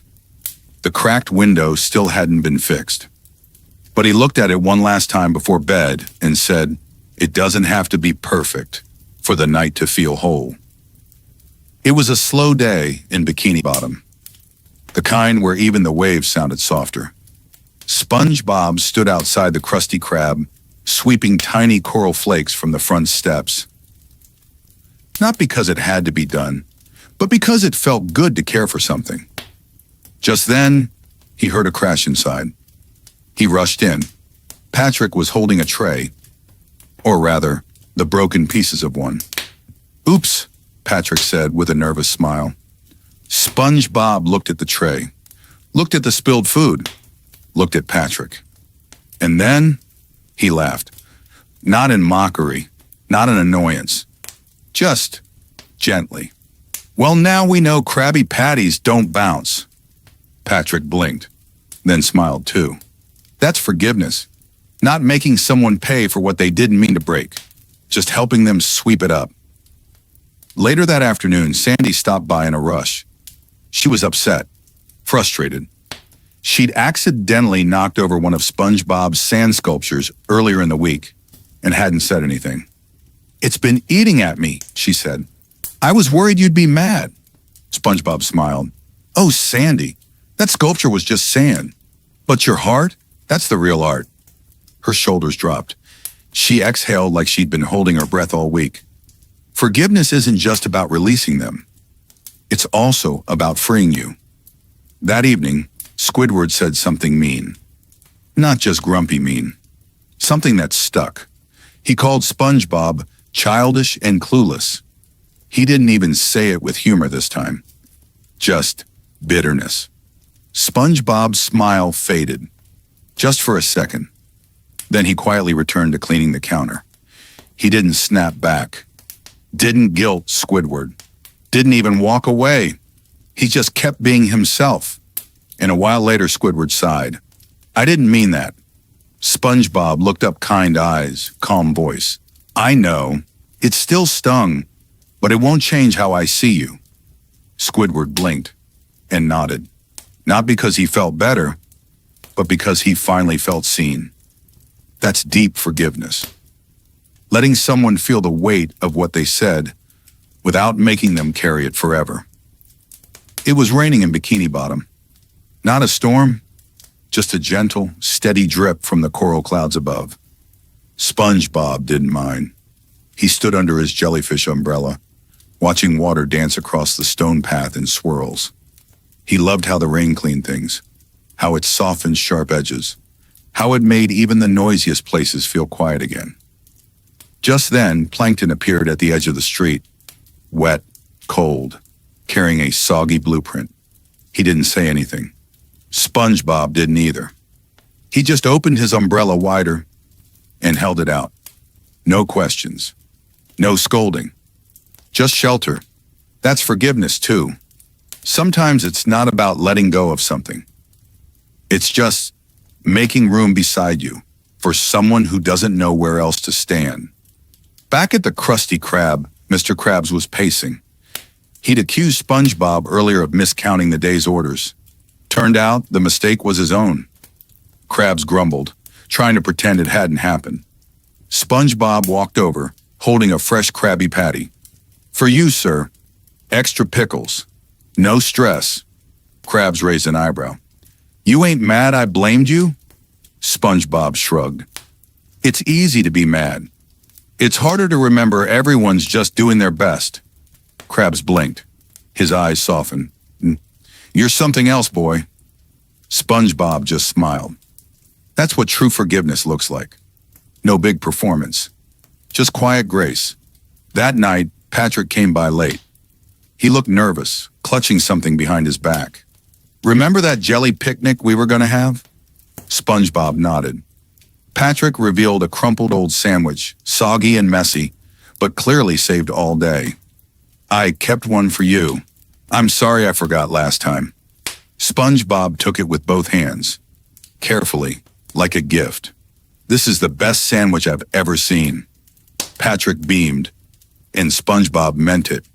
Because effort, especially after a mistake, is one of the purest forms of love.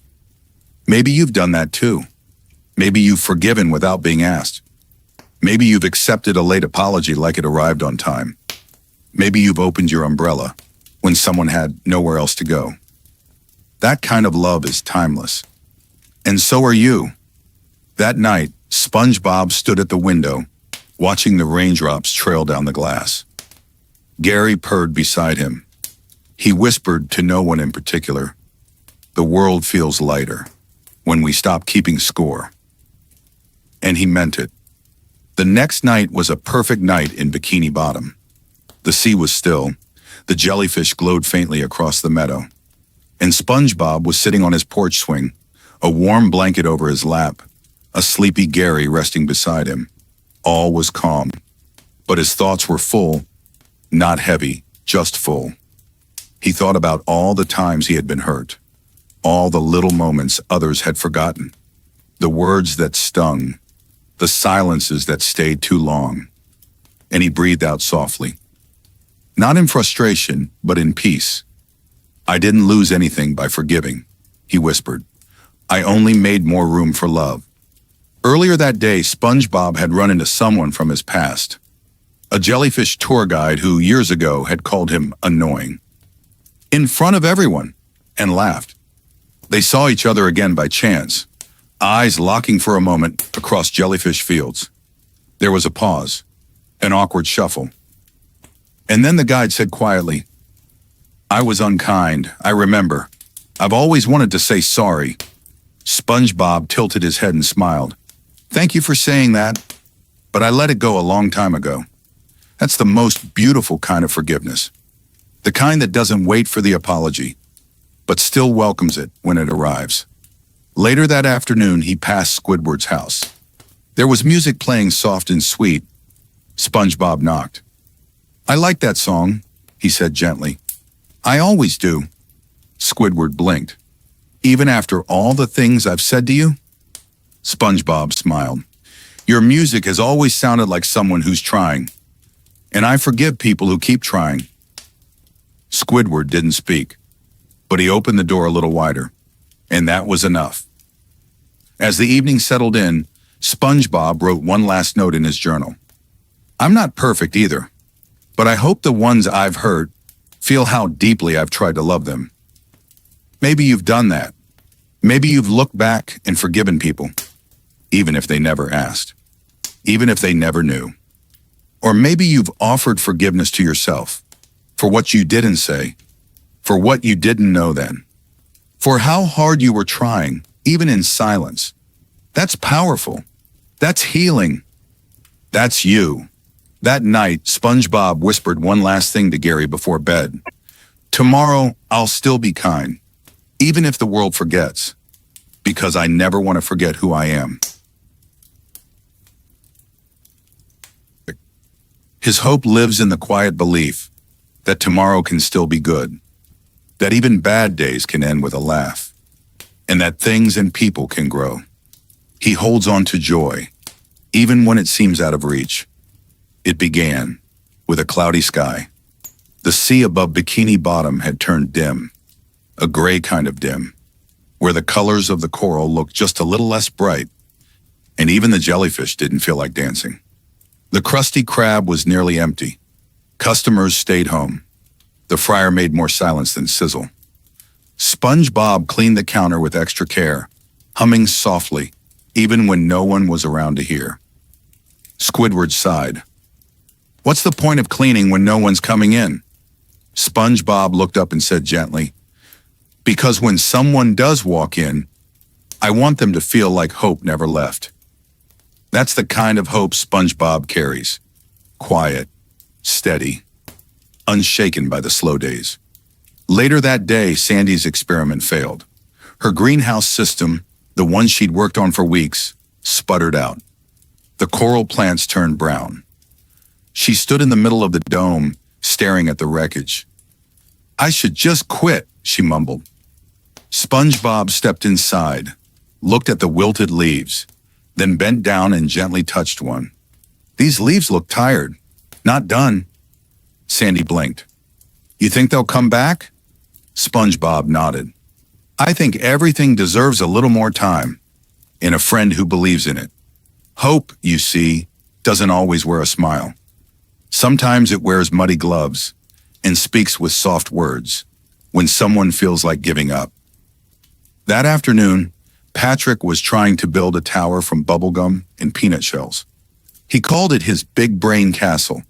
It kept falling, over and over. But SpongeBob didn't laugh. He sat beside him and helped stick the gum back together. You think it'll ever stand? Patrick asked. I think anything can stand, if we don't give up on it, SpongeBob replied. Patrick grinned. The tower never reached more than a few inches, but it stood long enough for them to giggle. And that was enough. That night, the clouds still lingered. The glow of Bikini Bottom was faint. But SpongeBob stepped outside before bed, looked up at the sleepy sky, and whispered, the stars are still there, even if I can't see them tonight. Then he turned, smiled at the quiet town, and went to bed. The next morning, the clouds hadn't lifted. The sky above Bikini Bottom was still soft and gray, and the town moved slowly, like it hadn't fully woken up. But SpongeBob? He bounced out of bed like the sun was shining. He made breakfast jelly on toast, and even added a tiny seaweed flower in the center of the plate. Because maybe today just needs a little extra kindness, he said to Gary, who blinked in approval. That's what hope looks like. It's not waiting for the world to brighten first. It's choosing to bring brightness, even if you're the only one carrying it. At the Krusty Krab, things were quiet again. No big rushes, no excitement. But SpongeBob was still flipping Krabby Patties like they were made of gold. Still humming. Still wiping the counter like someone special was just about to walk in. Why are you so cheerful? Squidward grumbled. SpongeBob paused and smiled. Because someone is going to need a smile today.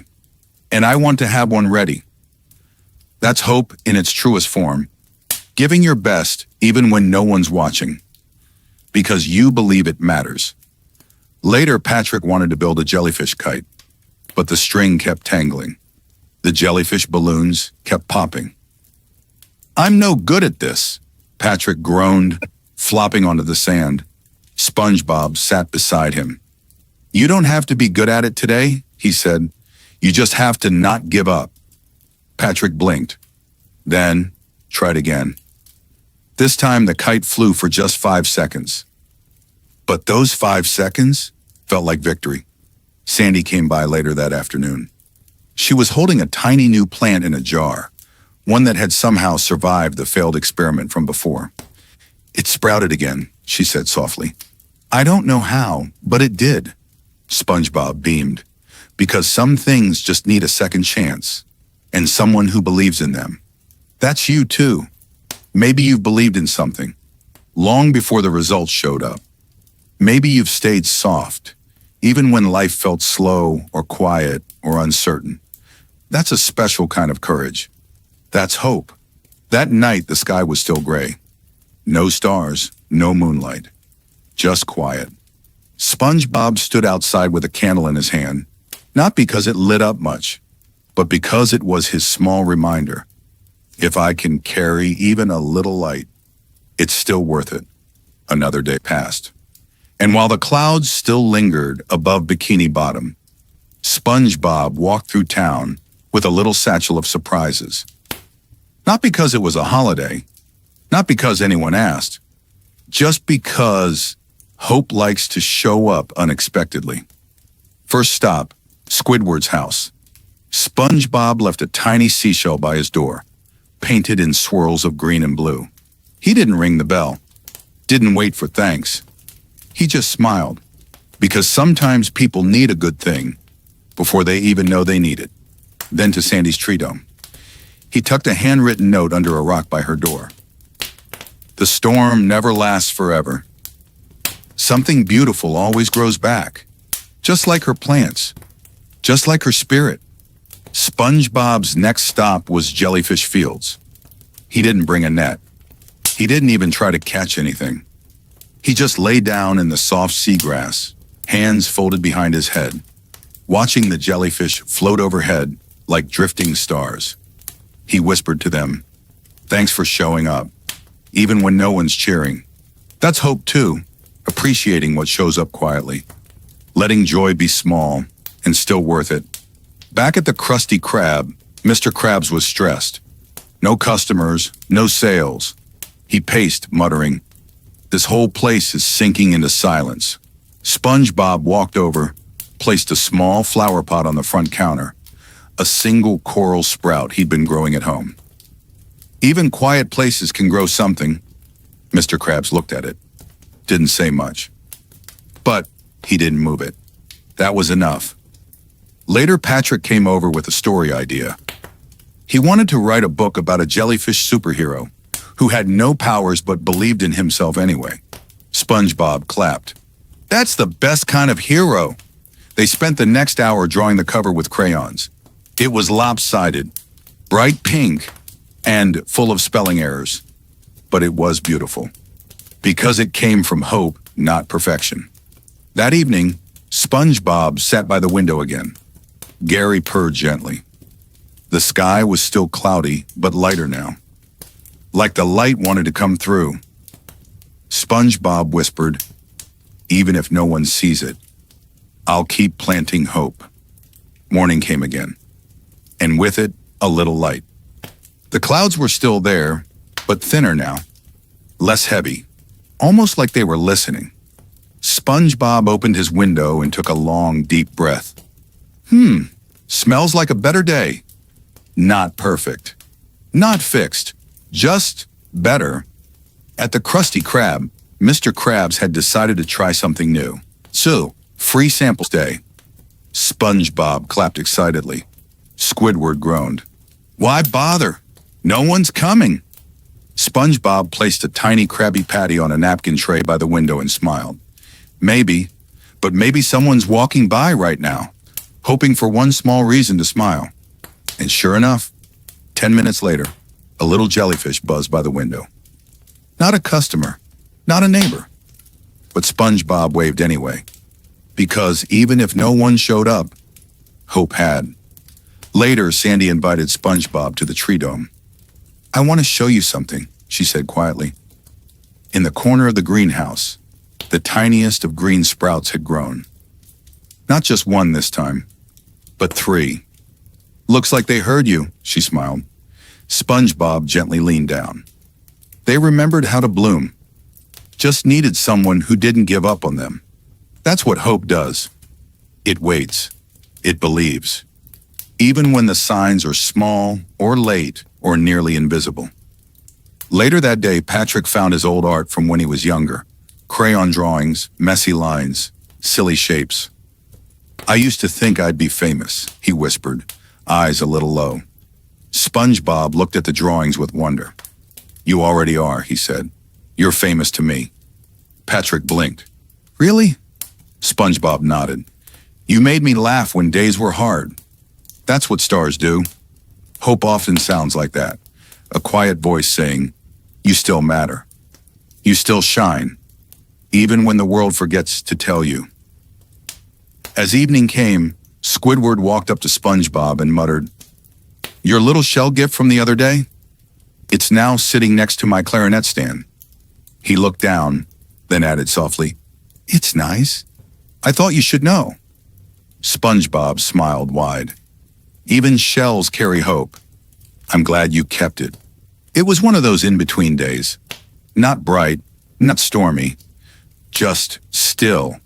And SpongeBob was on his walk, his daily loop through Bikini Bottom. No errands, no destination. Just walking. He waved at windows, picked up a soda can off the sidewalk, smiled at a hermit crab that seemed lost.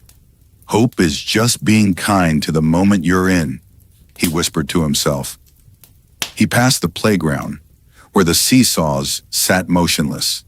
The swings creaked lightly in the water's hush. No one was there, but SpongeBob still gave one swing a gentle push, just in case someone came later, just in case Joy needed help starting again. At the Krusty Krab, Mr. Krabs seemed more tired than usual. He held a ledger in his claws, sighing at the numbers. We're not doing well, boy, he muttered. No one wants burgers these days. SpongeBob leaned over the counter, voice soft and steady. But you're still here. And that means we haven't lost. That's what hope does. It reminds people they're not alone. Even when they feel like a page in a forgotten book. Patrick came by that afternoon. He was quiet. Not his usual silly self. I had a dream, he said softly, that I lived on a moon made of cheese and everyone left me behind. SpongeBob didn't laugh. He sat beside him, arms gently wrapped around a pillow. I don't think dreams like that are silly. I think they show how much you care about being close to people. Patrick blinked. Really? SpongeBob nodded. And I'm not going anywhere, even if your moon is made of pickles. Patrick smiled again. Hope returned to his voice like sunlight through coral.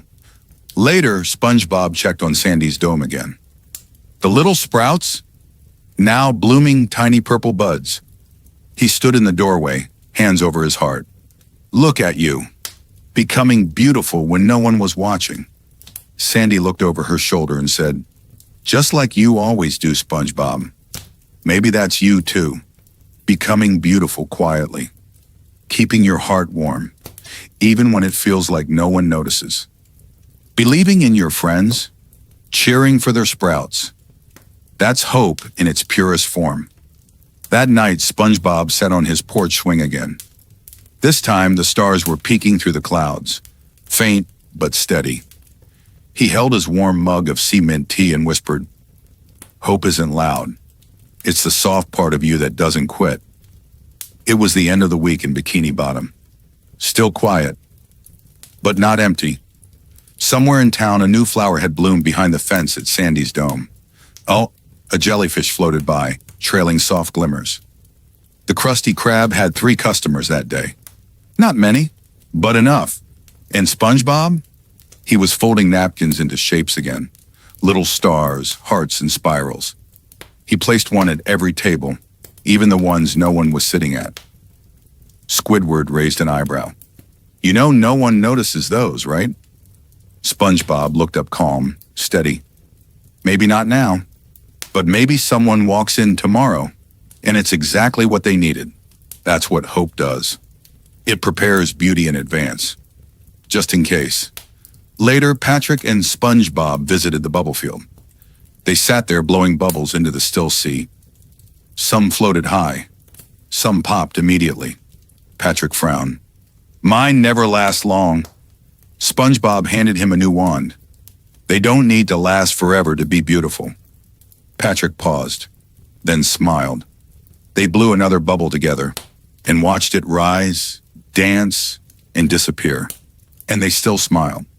That evening, Mr. Krabs counted coins behind the register, still worried, still grumbling. But SpongeBob quietly slid a drawing across the counter, a doodle of Mr. Krabs standing proudly. The words beneath it said, "Still here, still strong."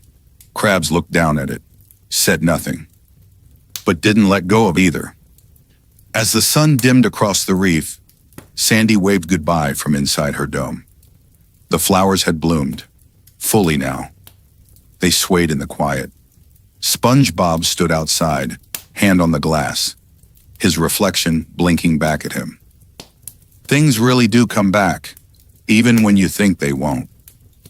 That night, before bed, SpongeBob lit a tiny candle beside his journal. He opened to the last page and wrote, "This week I didn't fix the world, but I stayed kind. I stayed open, and I stayed me." He blew out the candle. The light faded, but his hope, still glowing. And maybe that's you. Maybe today, or this week, you held on to something, even if no one saw. Even if it didn't get easier. You smiled when you didn't feel like it. You showed up even though no one clapped. You made something soft in a sharp world. That's what SpongeBob does. That's what you've done. That's hope. We now move into the seventh golden thread woven through SpongeBob's heart. Compassion.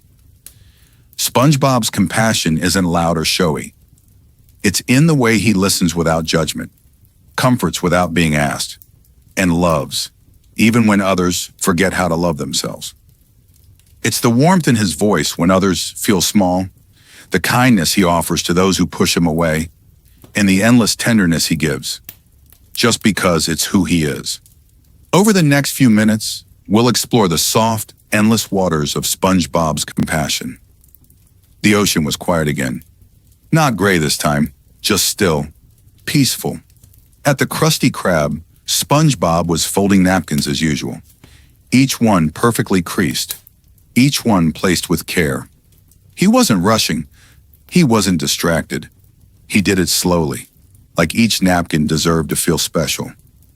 That's compassion, the kind that lives in the details, in doing the little things gently, even when no one is watching. Squidward came in, shoulders tense, grumbling about noise, customers, and mornings. SpongeBob didn't try to fix him, didn't try to change his mood. He just handed him a warm cup of kelp tea. "For your voice, just in case today's loud." Squidward stared at the cup. Didn't say thank you, but he drank it. Later, SpongeBob saw a jellyfish caught in seaweed. Most would have just kept walking. After all, jellyfish sting. But SpongeBob knelt down, whispering softly, "It's okay. I won't hurt you." He untangled the seaweed carefully, freeing the jellyfish one strand at a time. It floated away slowly, trailing behind a gentle glow. That's compassion too, offering kindness to someone who can't even say thank you. Patrick came over that afternoon. He seemed sad. "I don't know why I feel weird," he said. SpongeBob didn't rush to cheer him up. He didn't crack a joke or force a smile. He just sat beside him, quiet, present. "It's okay to feel weird," he said. "You don't have to figure it out right now." Patrick blinked, then leaned his head against SpongeBob's shoulder. They sat there in silence for a while, and that silence was the kindest sound in the world. That night, Sandy stopped by with a broken invention. "It fell apart," she said. "I guess I did too." SpongeBob didn't try to fix it. He simply said, "Then we'll sit with it until you're ready to build again." Compassion isn't about solving things. It's about staying soft when others feel hard. It's about showing up, not to fix, but to feel. And maybe you've done that too. Maybe you've held space for someone else's mess. Maybe you've stayed gentle when the world around you felt sharp. That's real. That's brave. That's you. That night, SpongeBob lit a candle by his bedside. Not because he needed the light, but because he knew someone out there did. He whispered, "Even if you feel alone tonight, someone is loving you quietly." The next morning, Bikini Bottom was unusually quiet. Even the jellyfish floated slower. Even the sea breeze seemed gentle, like it didn't want to disturb anything. SpongeBob stepped out of his pineapple home, hands clasped around a warm mug, and simply listened. No rush, no checklist, just quiet presence. He took a deep breath. "Some days are soft on purpose," he whispered, "so we can soften too." At the Krusty Krab, things were slow again. Mr. Krabs was snippy, Squidward was sighing, and then a young customer, a tiny sea snail, slipped and knocked over a tray of food. Krabs shouted. Squidward rolled his eyes. "But SpongeBob?" He knelt right beside the snail. "Accidents happen, little one," he said warmly. "Let's clean it up together." He didn't scold. Didn't even look annoyed. He smiled like nothing was wrong. Like mistakes were part of being loved. That's compassion. Offering patience, even when it would be easier to sigh. Later, SpongeBob visited Sandy's dome. She was busy rebuilding her invention, but her movements looked stiff, frustrated. "Can I help?" SpongeBob asked. Sandy hesitated, then said quietly, "Just sit nearby." So he did. No advice, no instructions, just quiet support. He hummed softly, a tune only she could hear. And slowly her hands relaxed. Her breath deepened. The pieces fit together again. Sometimes compassion sounds like silence, like sitting in someone's storm, without asking them to explain it. That afternoon, Patrick confessed something. "I've been scared lately, of not being smart, of not doing things right." SpongeBob didn't try to cheer him up with jokes. He didn't change the subject. He just nodded. "That makes sense, but you're kind, and kind is the smartest thing anyone can be." Patrick blinked and smiled, not big and loud, just soft and seen. That evening, SpongeBob passed by a grumpy-looking fish sitting alone on a bench. No one else noticed him. Most avoided him. But SpongeBob walked right over, offered a smile, and a flower-shaped cookie he had made earlier. The fish didn't smile back, but he took the cookie. That was enough. That night, SpongeBob sat at his window, Gary curled in his lap, and looking out at the quiet reef, he whispered, "I don't know who needed love today, but I hope they felt it even a little." The tide was low in Bikini Bottom today. The streets felt wide, like there was more space to breathe, and more space to notice things. SpongeBob walked slowly through town, not rushing toward anything. He had no big plans, just eyes open and heart even more so. He stopped when he saw a little fish crying on the sidewalk, torn homework in his hand. Big sniffles. No one else stopped. No one else noticed. But SpongeBob knelt down softly. "Did today feel too big?" The fish nodded. "I tried my best, but it wasn't enough." SpongeBob reached into his pocket, pulled out a tiny smiley sticker, and gently placed it on the kid's fin. "Trying is enough. You did good. No lecture. No cheer up. Just warmth. Just presence." Later, back at the Krusty Krab, a customer dropped their food. Splat, right on the floor. They looked embarrassed, waiting to be scolded. SpongeBob just chuckled gently. "You've just invented the floor burger. Very rare." He remade the meal. No charge. No fuss. Compassion doesn't just clean up a mess. It makes sure you don't feel ashamed of having made one. Squidward that afternoon looked especially grumpy. More than usual. He was hunched, quiet, not even complaining, which, for him, was unusual. SpongeBob didn't ask questions, didn't poke. He just brewed an extra cup of kelp tea, left it on Squidward's station, and walked away. A few minutes later, Squidward took a slow sip. No, thank you, but a sigh that was softer than before. Sometimes compassion means stepping in. Other times, it's stepping back and letting someone heal without pressure. That evening, Patrick had one of his deep thought moments. What if I'm not good at anything? SpongeBob looked at him and said, then I'll be good at reminding you how good you already are. Patrick smiled. That counts as something? SpongeBob nodded. It counts as everything. Maybe you've been someone's reminder. Maybe you've been the one who said, you don't have to prove anything. You're already enough. That's not small. That's love in action. That's you. As the ocean grew dim and still, SpongeBob lit his bedtime candle again. Its glow flickered like a heartbeat. Gary curled beside him, and SpongeBob whispered, I hope everyone had someone kind today. And if they didn't, I hope tomorrow brings them someone new. The sea was quiet again this evening. Not because nothing was happening, but because everything was moving with care. Slow, intentional, kind. And SpongeBob? He was humming softly while watering a row of little coral sprouts outside his house. Each one had a name. Each one got its own time. Because compassion to him meant no one gets rushed. Across town, Squidward had a headache. The Krusty Krab's lights were too bright. The fryer was too loud. He rubbed his temples and muttered, why does everything have to be so much? SpongeBob noticed. He turned down the kitchen radio. He dimmed the lights over Squidward's counter. And he placed a cold kelp towel across Squidward's forehead. Didn't ask for praise. Didn't say a word. Just cared. That's compassion. Seeing pain early and answering it softly. Later, SpongeBob saw 2 jellyfish in the field, tangled in a plastic ring.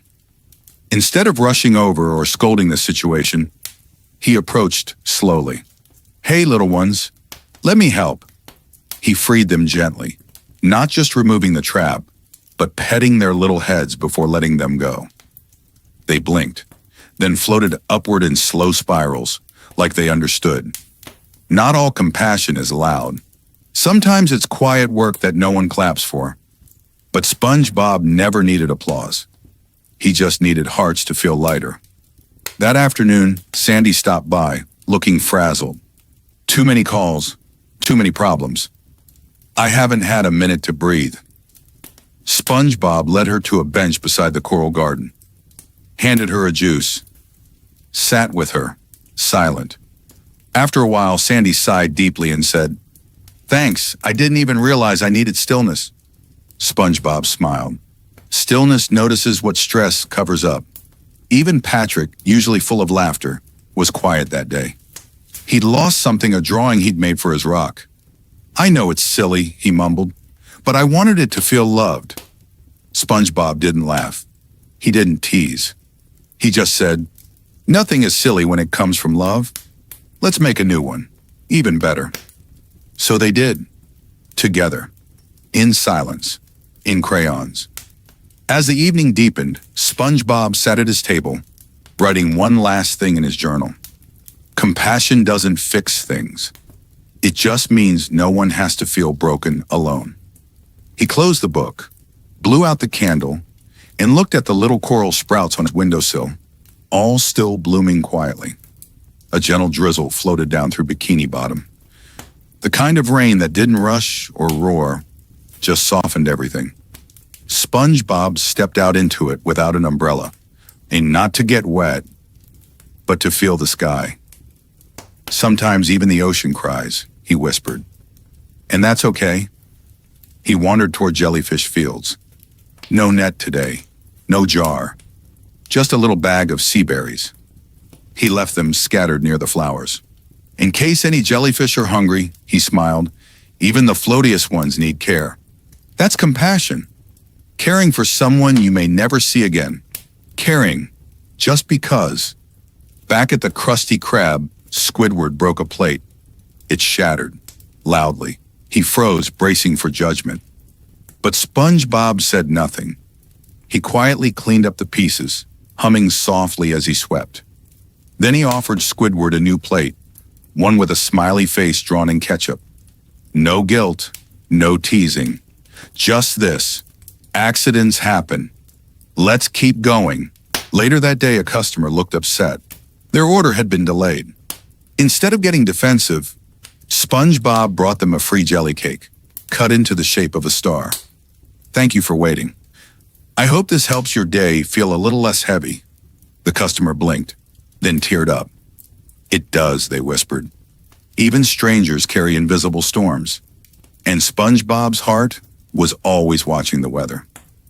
That evening, Sandy stopped by again, not because she needed anything, but because she had something to give. She handed SpongeBob a tiny jar. Inside, a glowing leaf from her newest invention. It lights up only when someone's being kind, she explained. And it's been glowing since I made it. SpongeBob looked at it, eyes wide.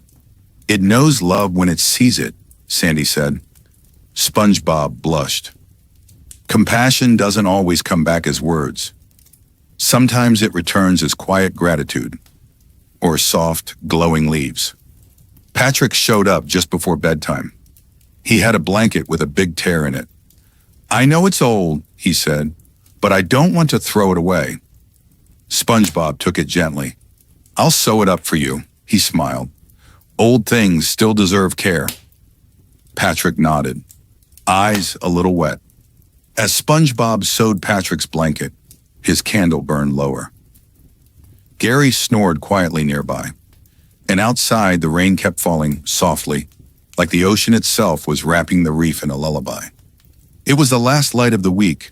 The reef shimmered in gentle pinks and blues, like even the sky wanted to whisper something kind. SpongeBob stood on his porch, watching the sea breathe. His heart was full. Not loud, not proud, just full, like a sponge, soft and steady, carrying everything with care. Inside, a note lay on his kitchen table, handwritten by Patrick with messy spelling. Thank you for always being you. Next to it, the old blanket he'd sewn, now whole again, warm with meaning. At the Krusty Krab, Squidward had drawn something. He wouldn't admit it was for SpongeBob. He just left it on the counter. A little sketch of a smiling sponge, wearing a crown made of bubbles. SpongeBob didn't say anything. He didn't need to. He simply tucked it into his pocket. Close to his heart. That's compassion, too. Receiving love, without needing to own it. Just letting it land where it's needed most. Later that evening, Sandy stopped by once more. She looked calm now. The kind of calm that only comes after storms. I just wanted to say, she began. But SpongeBob shook his head gently. You don't have to. I already know. They sat on the porch together. Two friends. Two quiet hearts. The stars above blinked like tiny lanterns, as if the universe was nodding with approval. And maybe you know this feeling too. The kind of love that doesn't need to be explained. The kind of care that says, I see you. I've seen you all along. That night, SpongeBob lit his final candle. He opened his journal one last time and wrote, This week I didn't save the world. I just kept it soft for someone. And that's more than enough. He closed the journal, blew out the candle, and lay back in bed with Gary curled close.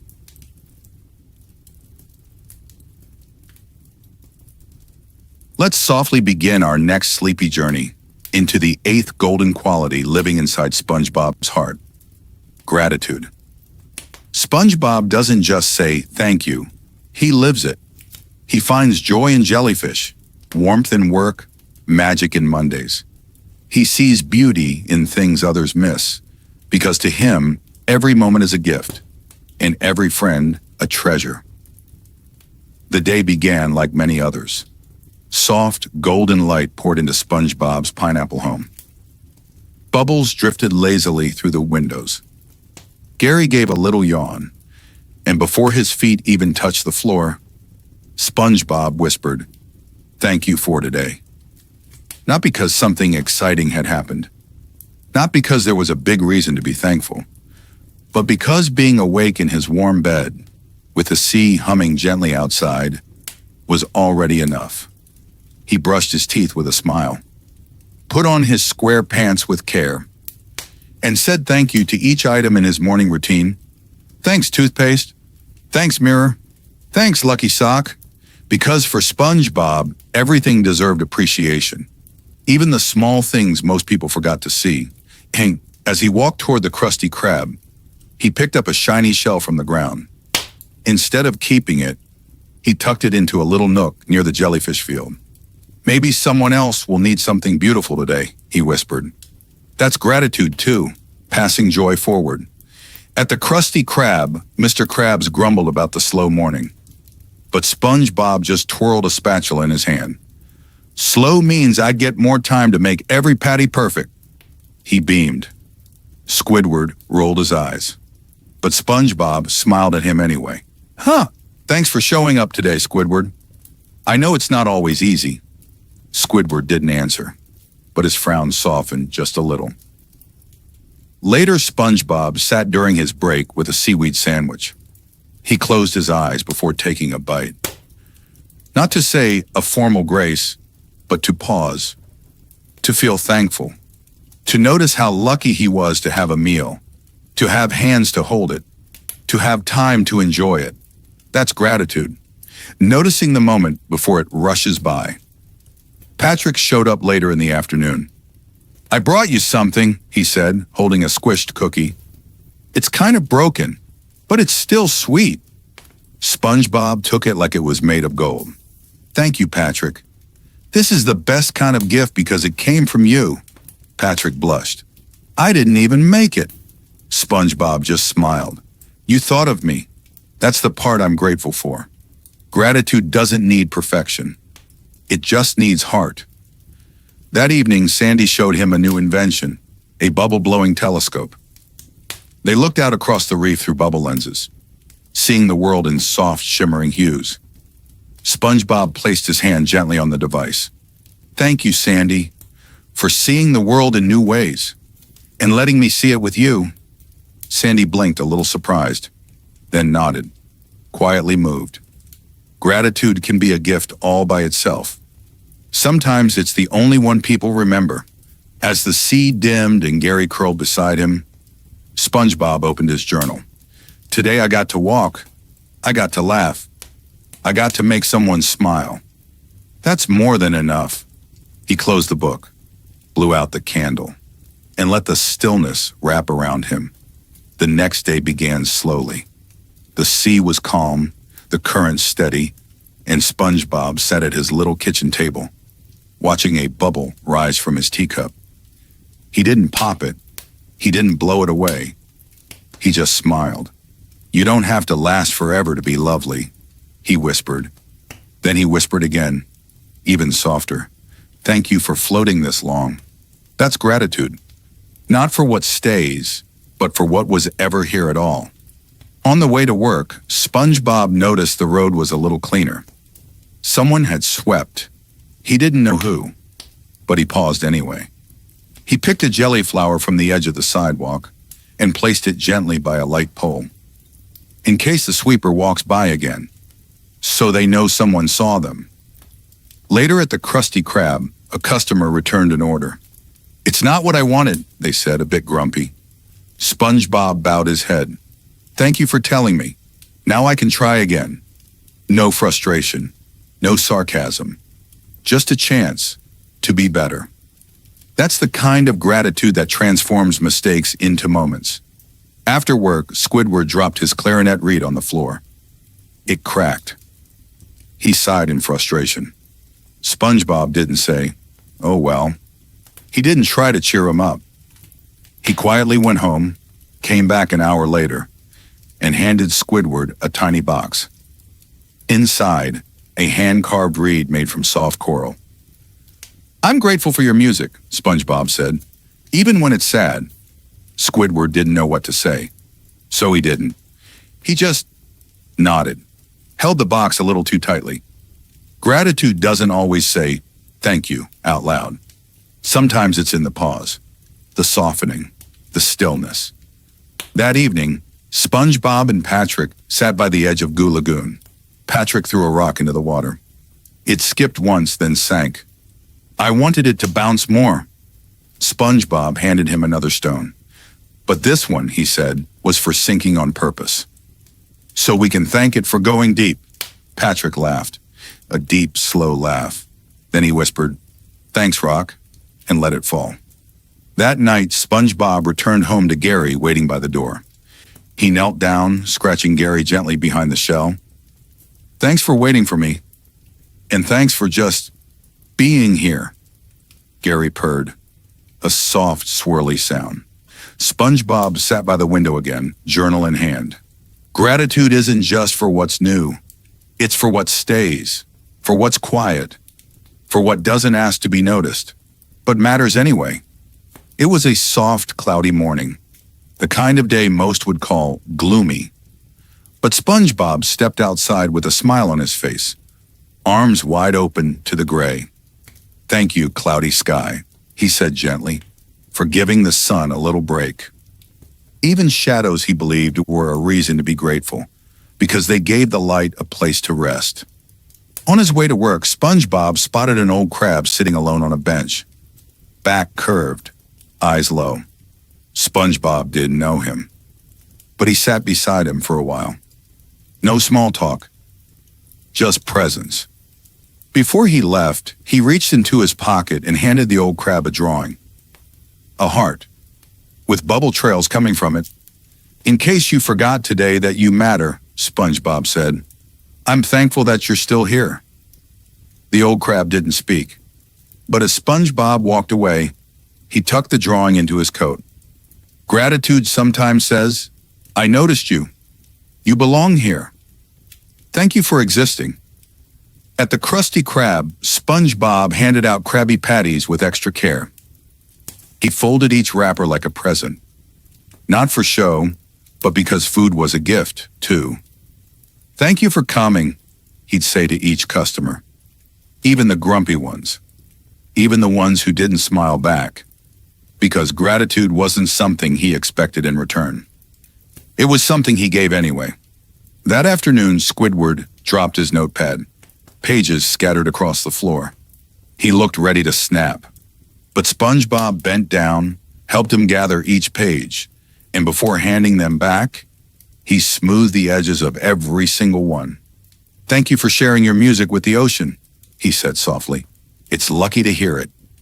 Squidward froze. "No one's ever thanked me for that," he muttered. SpongeBob smiled. Maybe they should have. Even Patrick, who usually laughed loudest, was quiet today. "I forgot where I put my favorite rock," he mumbled. They searched for an hour. Didn't find it. But SpongeBob stopped, handed Patrick a new one, shiny and small, and said, "I'm thankful we spent the hour together, even if we didn't find it." Patrick held the rock in his palm. "This one's kinda great, too." Gratitude doesn't always need a happy ending. Sometimes it just says, "This moment still mattered. This day still had meaning. You still made it beautiful." That night, SpongeBob sat on his bed, holding a tiny stone in his hand. It had a soft swirl in the middle, a gift from Sandy during one of their hikes. He looked at it and whispered, "Thank you, day.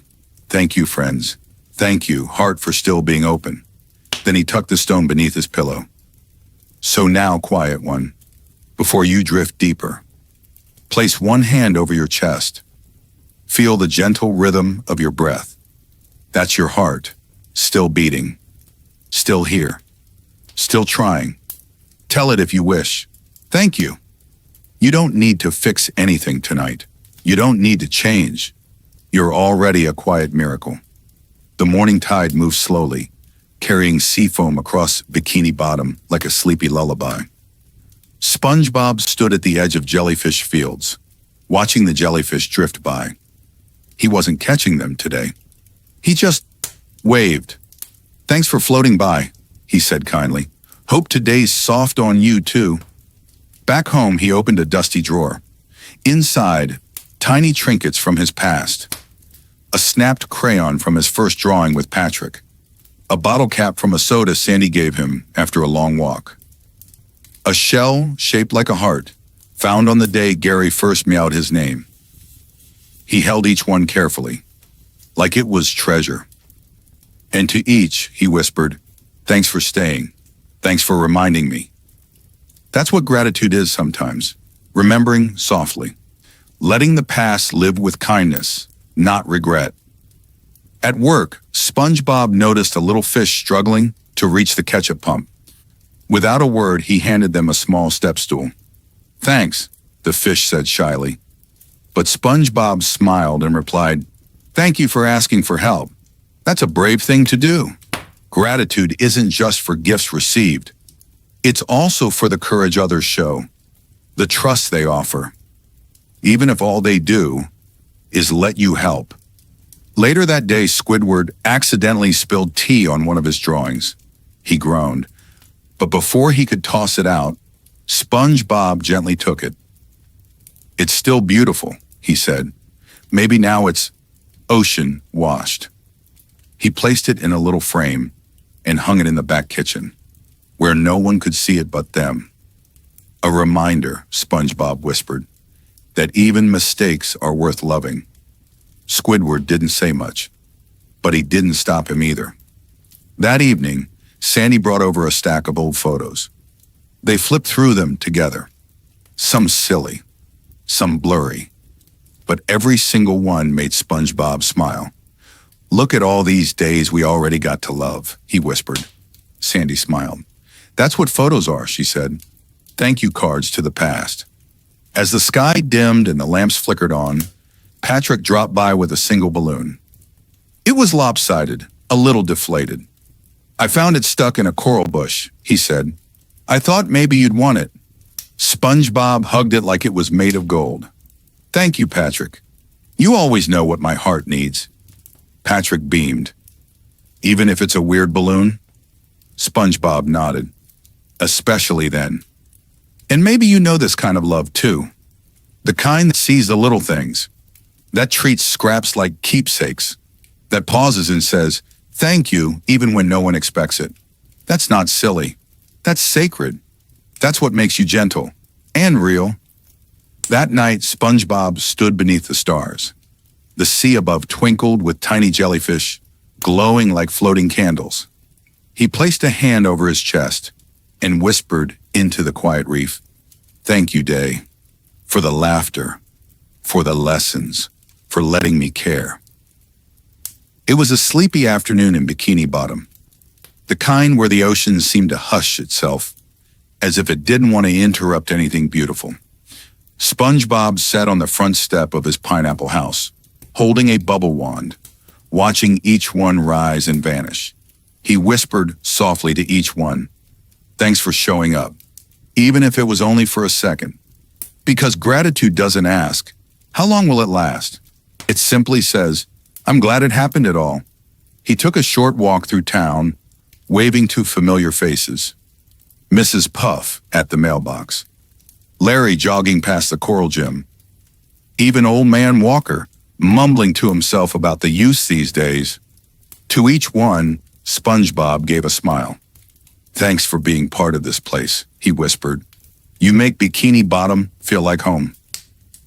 At the Krusty Krab, business was slow again. But SpongeBob didn't mind. He used the time to polish the spatulas, line up the condiments just right, and draw tiny hearts on the burger wrappers. Each patty was made like it mattered, because to him, it did. He even looked at the spatula and whispered, "Thank you for helping me do what I love." Even tools, even routines, even ordinary days. SpongeBob found thanks in them all. Later, he saw Squidward finishing a new painting in the break room.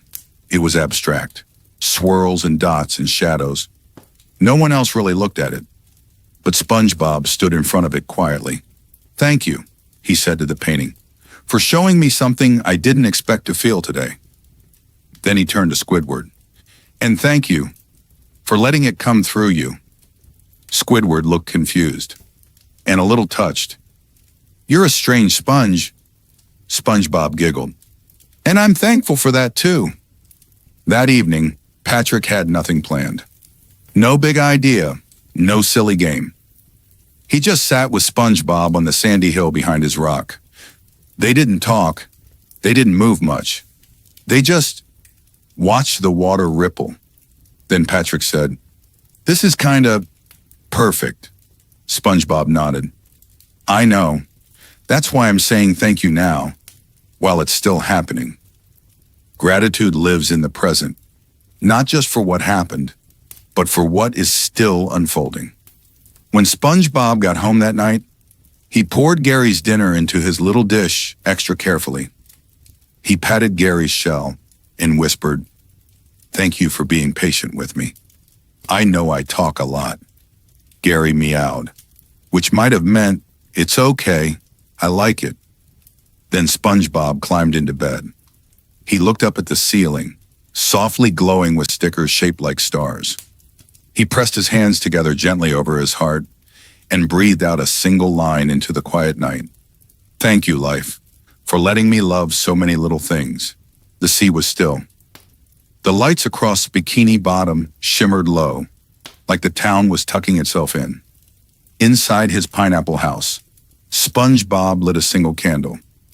Not for light, but for meaning. It flickered gently beside his journal. He opened it and smiled. Another day full of thank yous.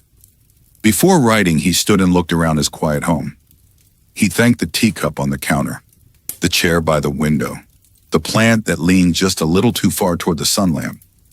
Every object had a memory, and every memory held love.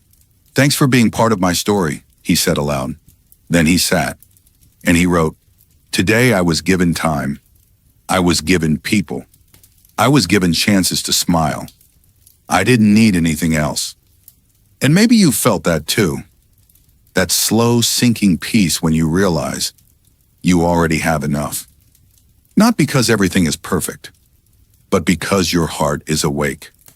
SpongeBob stepped outside once more. The sky was dark now, stars twinkling like little heartbeats across the reef ceiling. Patrick was already lying on the hill. Not waiting, just being. SpongeBob joined him, arms folded beneath his head. They didn't speak. They didn't need to. But after a while, Patrick said, "What are you thinking about?" And SpongeBob replied, "How lucky I am to have days like this and friends like you." Patrick nodded. "Me too, even when we don't do much." That's the magic of gratitude. It doesn't wait for fireworks. It finds wonder in the stillness. Back inside, SpongeBob tucked Gary in, a tiny blanket over his shell. He kissed the top once.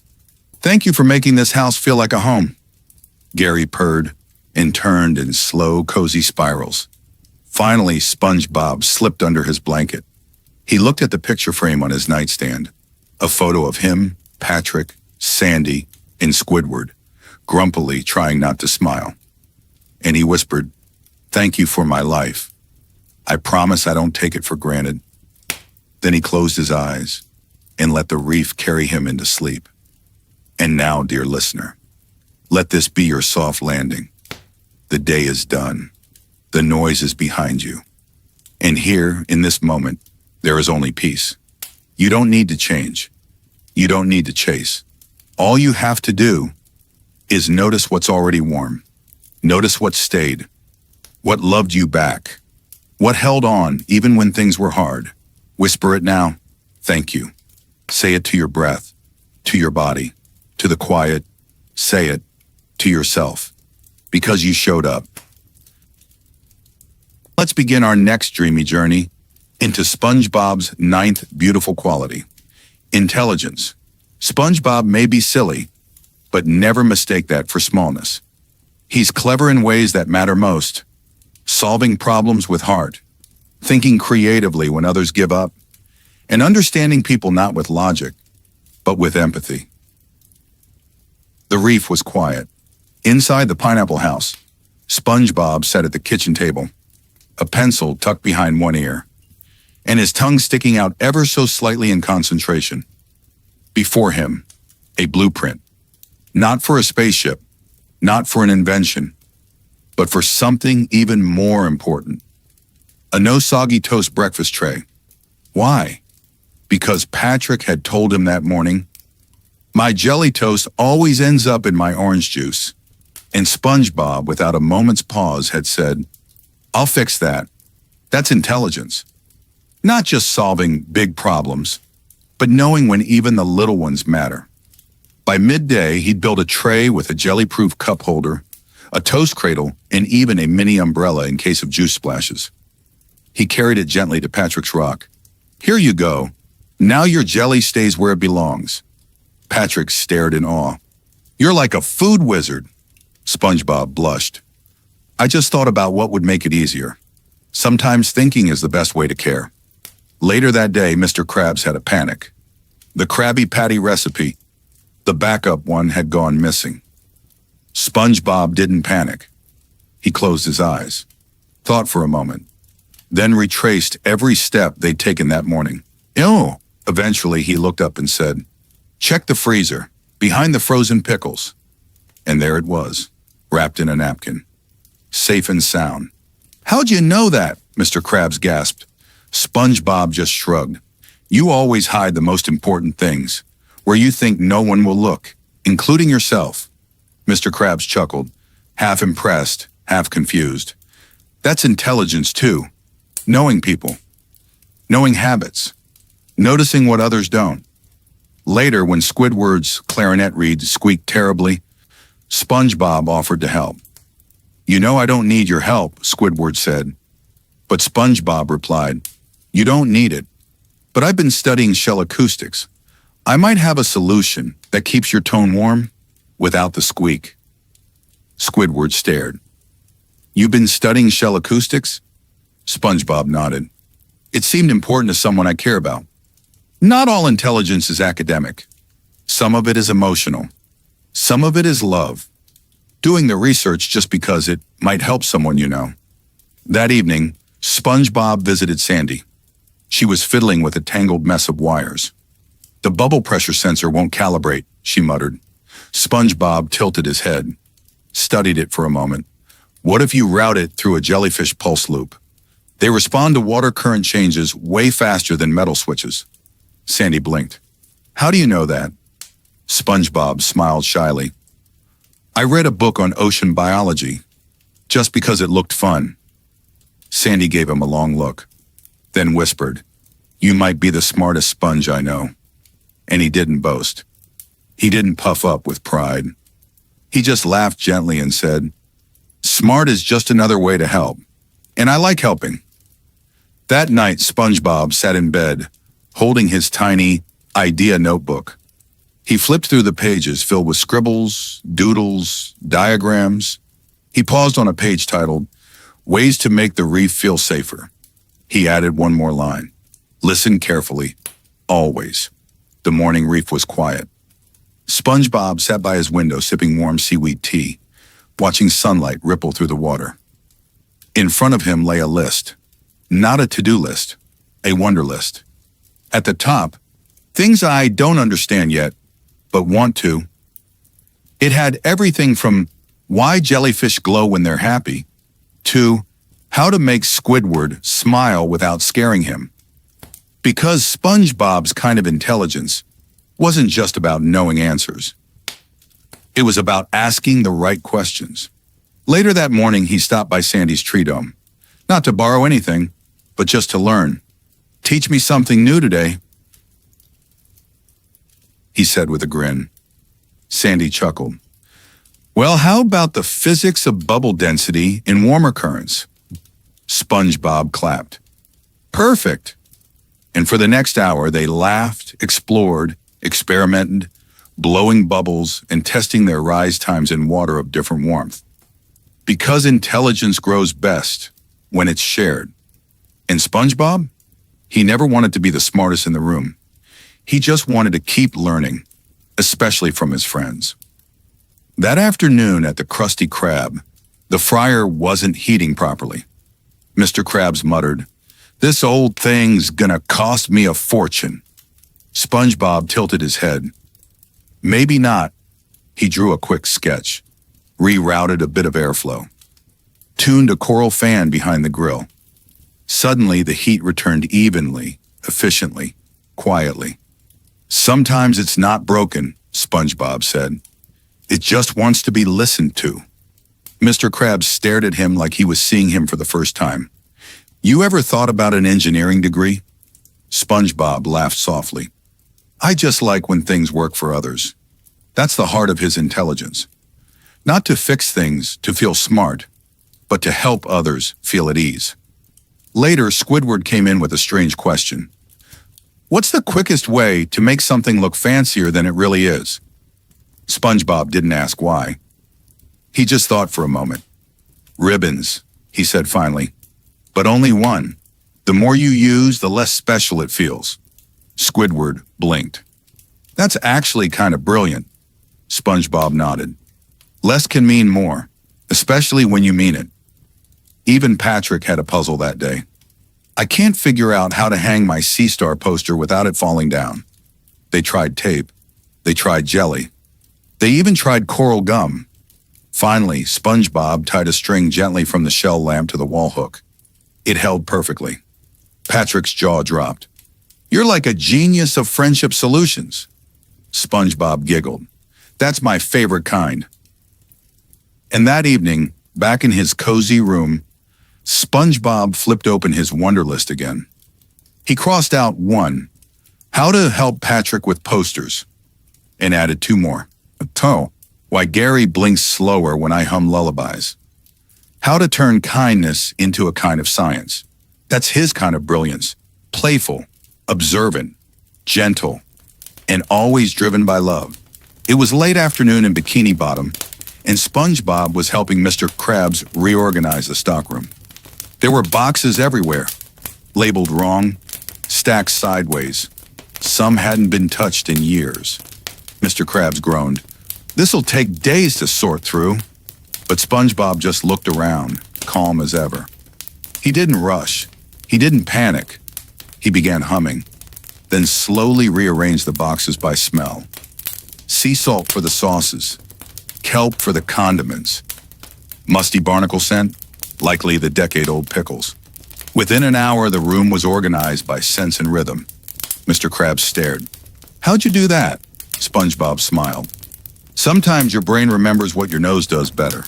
That's intelligence too, knowing your strengths, using what's natural, even when others don't see it right away." Later that day, a tiny jellyfish floated into the Krusty Krab kitchen. Lost, bumping into things. SpongeBob didn't swat at it, didn't shoo it away. He turned down the lights, played a soft, humming tune on a tiny whistle he'd carved, and gently led the jellyfish out with music. It followed peacefully. Squidward peeked in. "You're seriously weird." SpongeBob just smiled. "I've been learning what jellyfish like to hear. That's the beauty of quiet intelligence. Learning not to control nature, but to cooperate with it." Later, Sandy dropped by with a science puzzle. She'd built a new invention, but the gears kept locking up.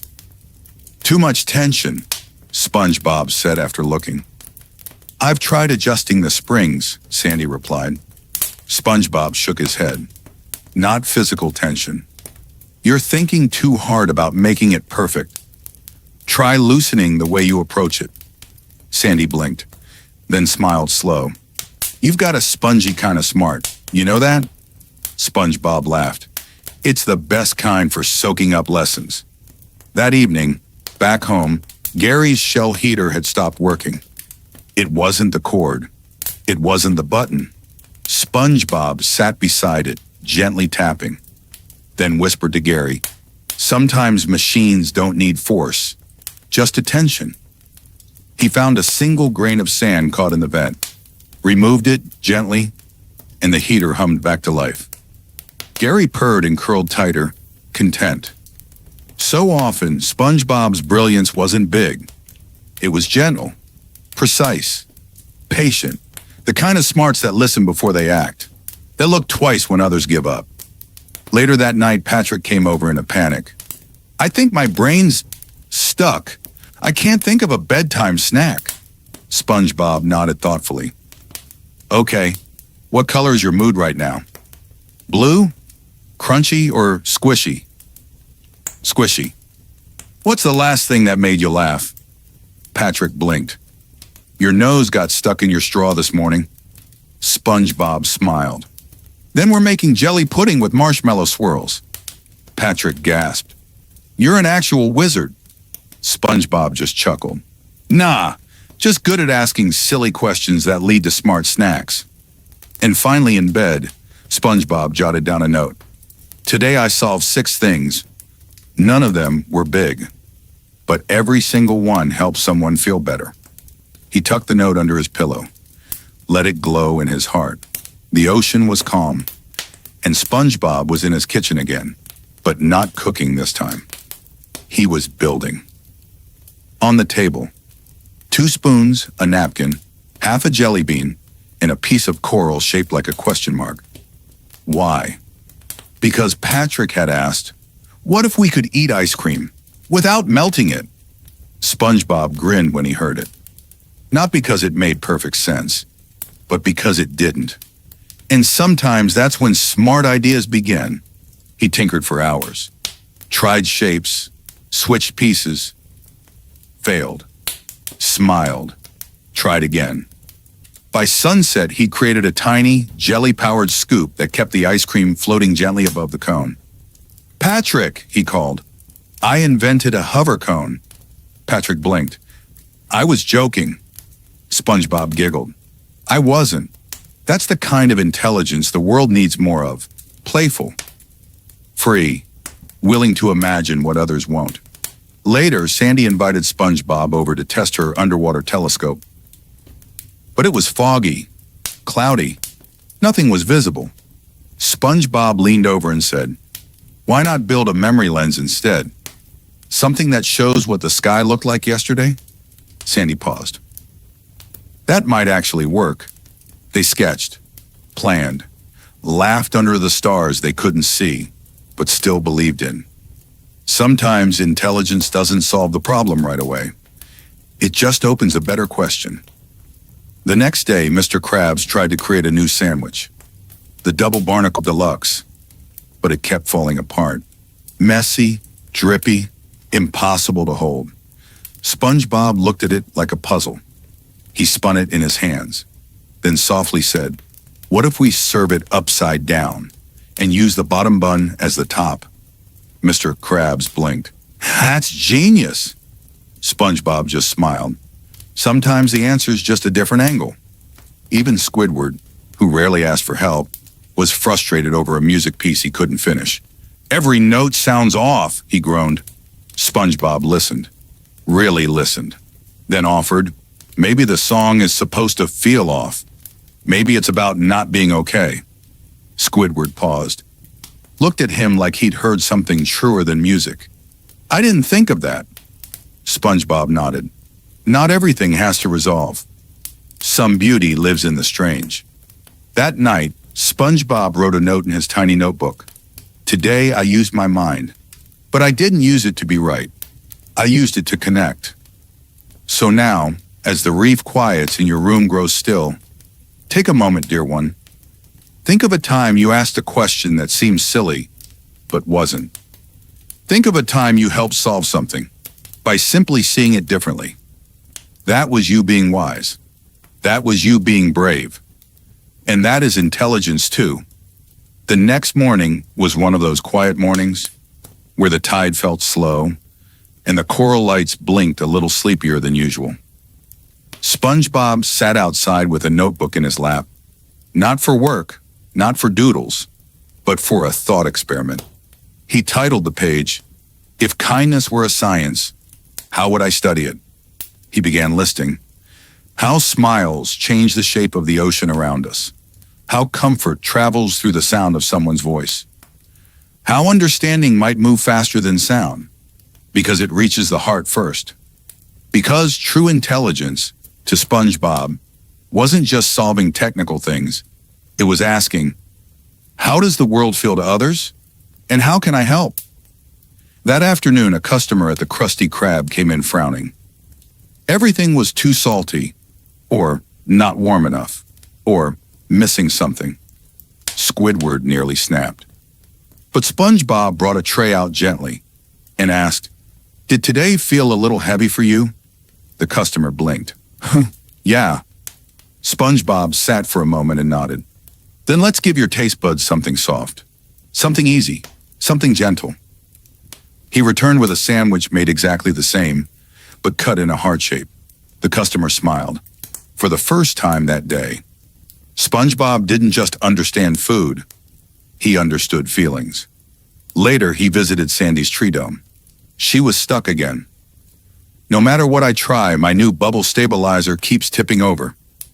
SpongeBob watched it sway, watched the patterns of collapse, then softly said, "What if instead of forcing it to stand still, you let it move just enough to stay balanced?" Sandy blinked. "Controlled wobble?" SpongeBob grinned. "Even smart inventions need a little wiggle room." They laughed for a long time. Later, Patrick was trying to build a block tower. It kept falling, over and over again. He groaned. "Maybe I'm just not smart enough." But SpongeBob sat beside him. "You're plenty smart. We just need to figure out how your brain stacks things." He asked, "Do you think in colors? Shapes? Feelings?" Patrick thought for a long moment. "Feelings. My blocks feel scared when they're too tall." So they made a tower that leaned on the wall. It didn't fall. "See?" SpongeBob whispered. "You just needed a softer kind of balance." Patrick smiled wide. "That's intelligence, too. Meeting others where they are. Helping them see their own genius, even if it's shaped differently." That night, SpongeBob wrote in his journal again. Smart doesn't mean quick. Smart doesn't mean serious. Sometimes smart means kind. Sometimes smart means slow. He tucked the page into the back pocket of his thoughts. It was the end of another soft day in Bikini Bottom, and SpongeBob was walking home slowly, the sea around him glowing in soft purples and pinks. His arms were full of tiny notebooks, scribbles, ideas, inventions, questions, and pages filled with thoughts not meant to impress, just to understand. When he got home, he didn't turn on the lights. He sat in the quiet, with Gary curled beside him, and said aloud to no one in particular, "Some days I wonder if I'm smart at all. But then I remember, I never stopped wondering. And maybe that's it. Maybe intelligence isn't about having all the answers. Maybe it's being willing to ask again, willing to listen longer, willing to not understand and still be kind." That evening, SpongeBob looked back on the week. He hadn't won awards. He hadn't solved world problems. But he'd helped Sandy see her own brilliance, helped Patrick find his own way to build, helped a Krusty Krab customer feel seen, helped Squidward feel heard, helped Gary feel warm. He closed his eyes and smiled. Maybe that's the smartest I've ever been. Then, he did something very SpongeBob. He made a certificate of intelligence, cut from a napkin, written in jelly pen, stamped with a tiny shell. And instead of putting his own name on it, he wrote, "To whoever reads this, you're smarter than you think, for noticing, for caring, and for showing up with love." He folded it neatly and tucked it into a bottle.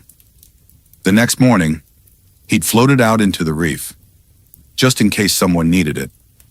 Because SpongeBob believed wisdom should travel, and kindness should echo. Now, sweet dreamer, here in your own soft night, with your thoughts resting gently in your chest, know this: if you've made someone feel understood, you've been brilliant today. If you've been curious about the world, even quietly, you've been learning. If you felt deeply, and use that to choose kindness instead of control, you've done something few ever master. So relax now. Let your brain feel proud and peaceful. It doesn't need to solve anything tonight. It just needs to rest, knowing it has already done beautifully. Let's softly begin our next journey into SpongeBob's next beautiful quality, protectiveness. SpongeBob's protectiveness isn't fierce or loud. It's gentle.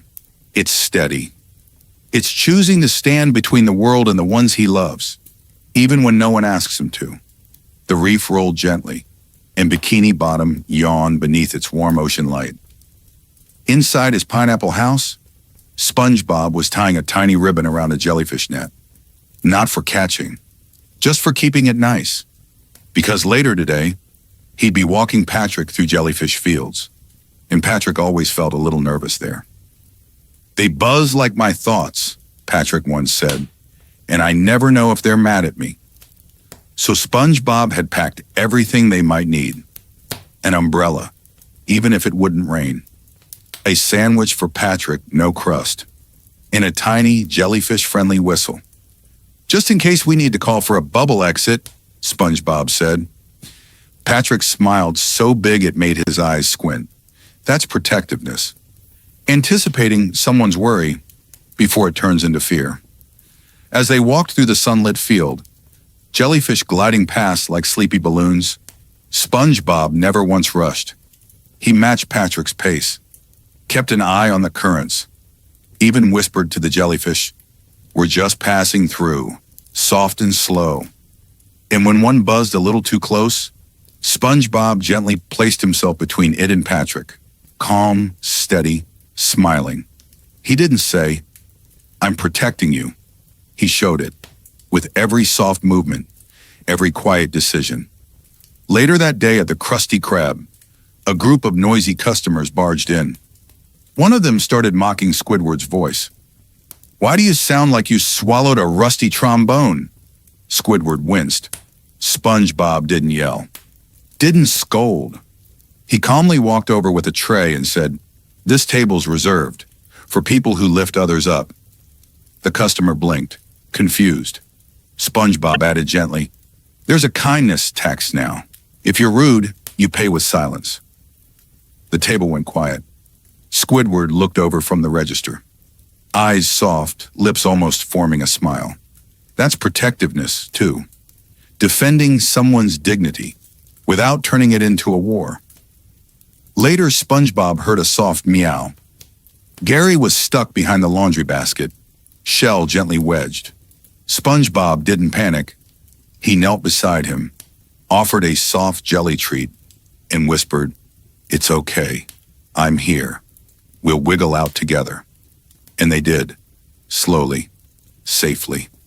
Even when no one sees it, SpongeBob protects what matters to him, even if it's small, shelled, and quiet. That night, Patrick knocked on his door again. "I had a dream the jellyfish were chasing me." SpongeBob nodded. "Want to sleep here tonight?" Patrick nodded. They lay side by side in sleeping bags.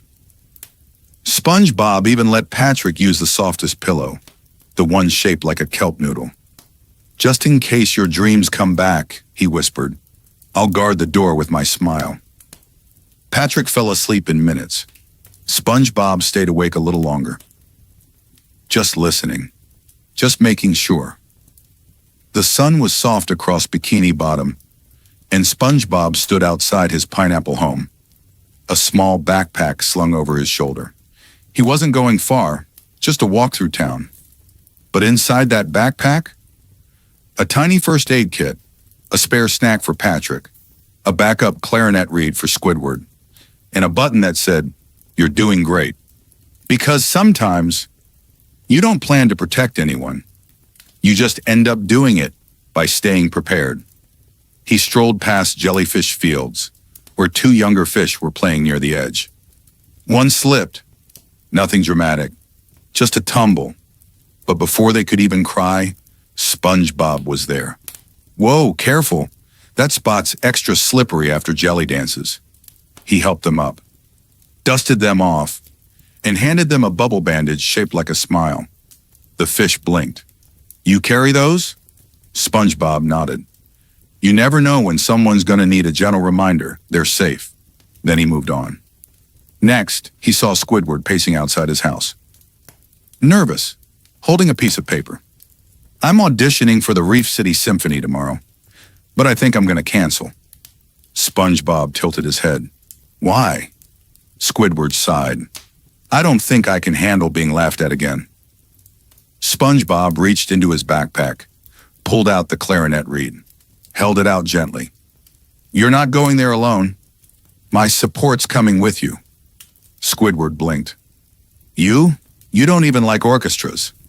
SpongeBob smiled. "Doesn't matter. I like you." Squidward didn't speak, but he didn't cancel. That's protectiveness too. Showing up for someone's dream, even when it's not your own.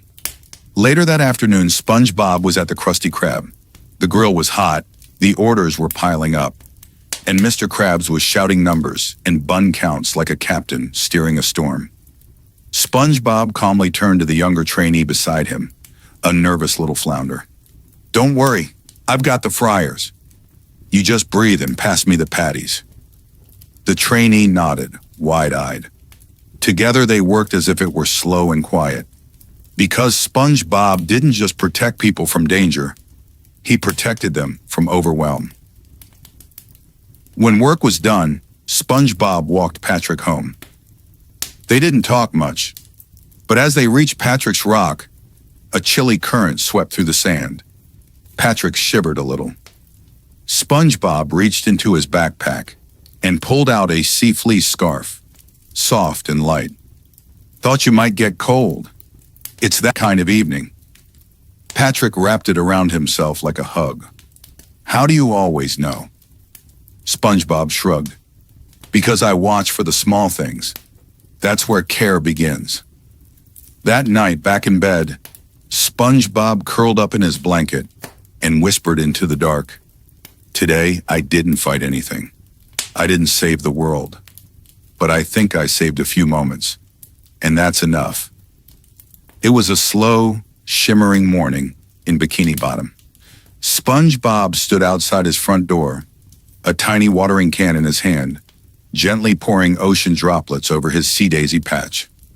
He hummed a sleepy little tune, one he made up long ago, when Gary was just a tiny shelling. Every few notes, Gary purred softly, pressing his cheek into SpongeBob's shoe. That was their ritual, a quiet one, but one filled with deep care. Not all protectiveness is about action. Sometimes it's in the consistency, the showing up, the never forgetting.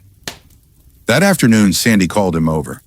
"I need help testing my new air pressure suit," she said. But as they stepped inside the lab, the safety switch sparked. Just a little, but enough to make SpongeBob pause. He didn't panic. He didn't jump back. He said calmly, "Let's wait. Your safety matters more than the experiment." Sandy blinked. She was used to people saying, "Go for it," not "go slow." And that's protectiveness too, saying wait when everyone else is rushing ahead. Later, SpongeBob helped deliver snacks to the retirement reef, a peaceful place with old-timers who moved slowly and remembered faster than they walked. As he passed out kelp cookies, one of the elders frowned. "No sprinkles?" he asked.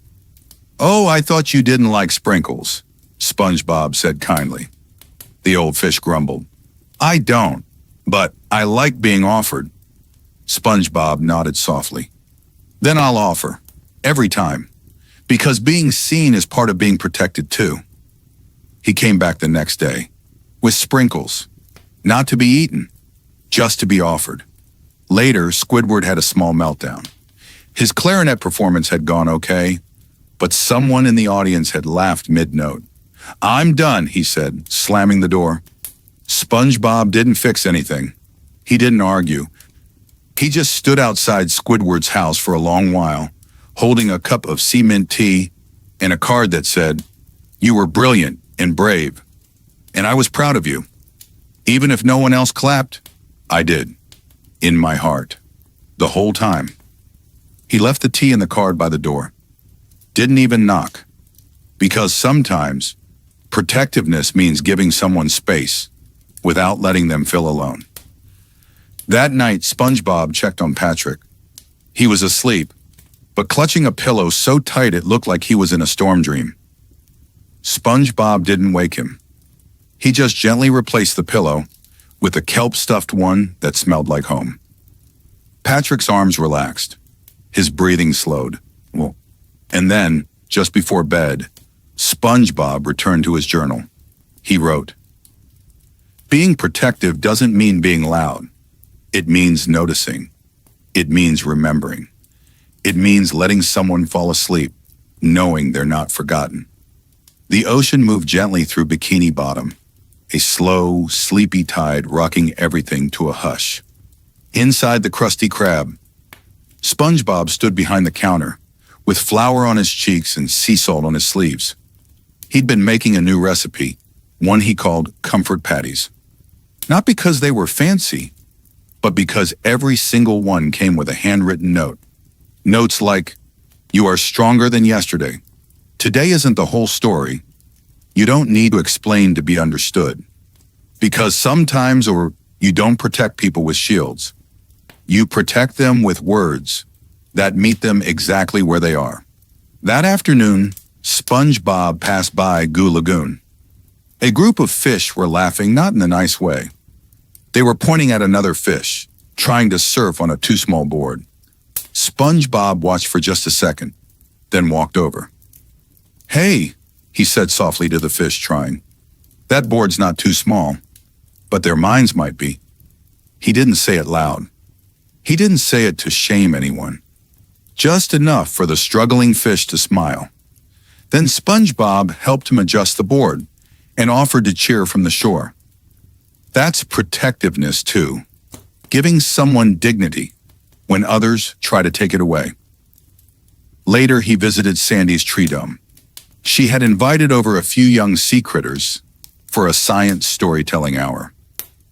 But halfway through, a small snail shellfish began to cry quietly in the back. Sandy paused, unsure.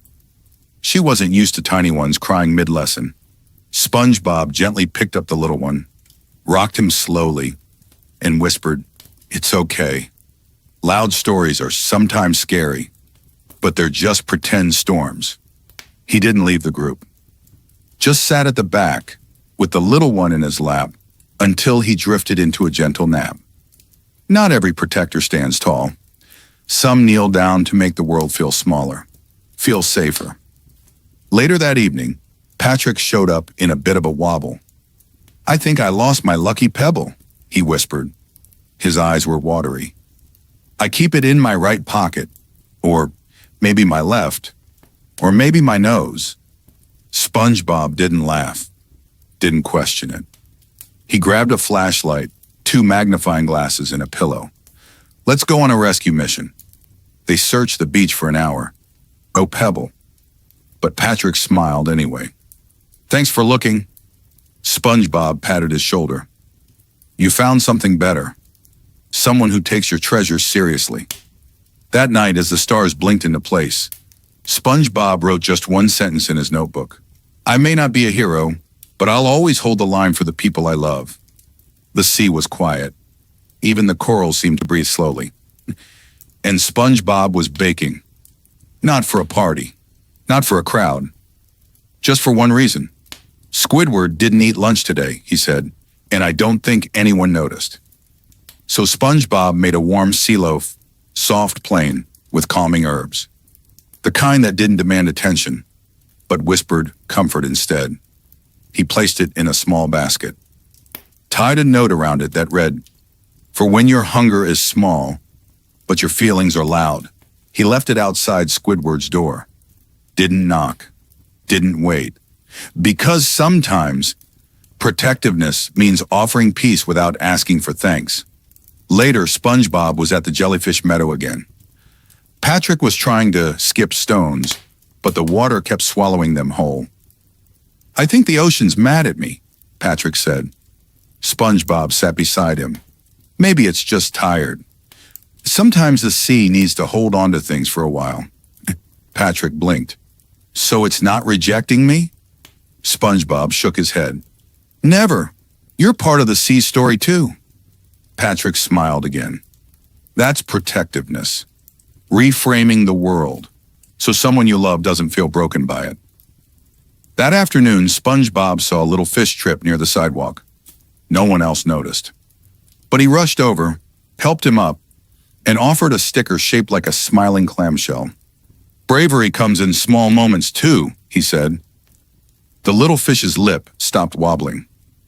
Later, Mr. Krabs was having a money meltdown. A single quarter had gone missing. He tore apart drawers, yelled at the register, worried he was being robbed.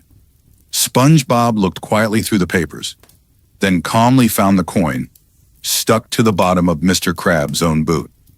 But instead of saying, "I told you so," he said, "Found it." Even quarters want to stick close to the captain. Mr. Krabs laughed so hard he forgot to worry.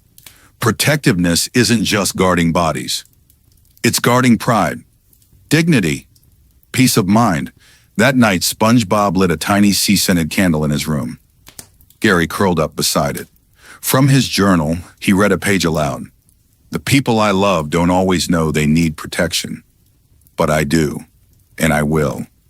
Gently, quietly, always. Then he blew out the candle, and the room settled into soft shadows. It was nighttime in Bikini Bottom. The sea glowed in gentle hues.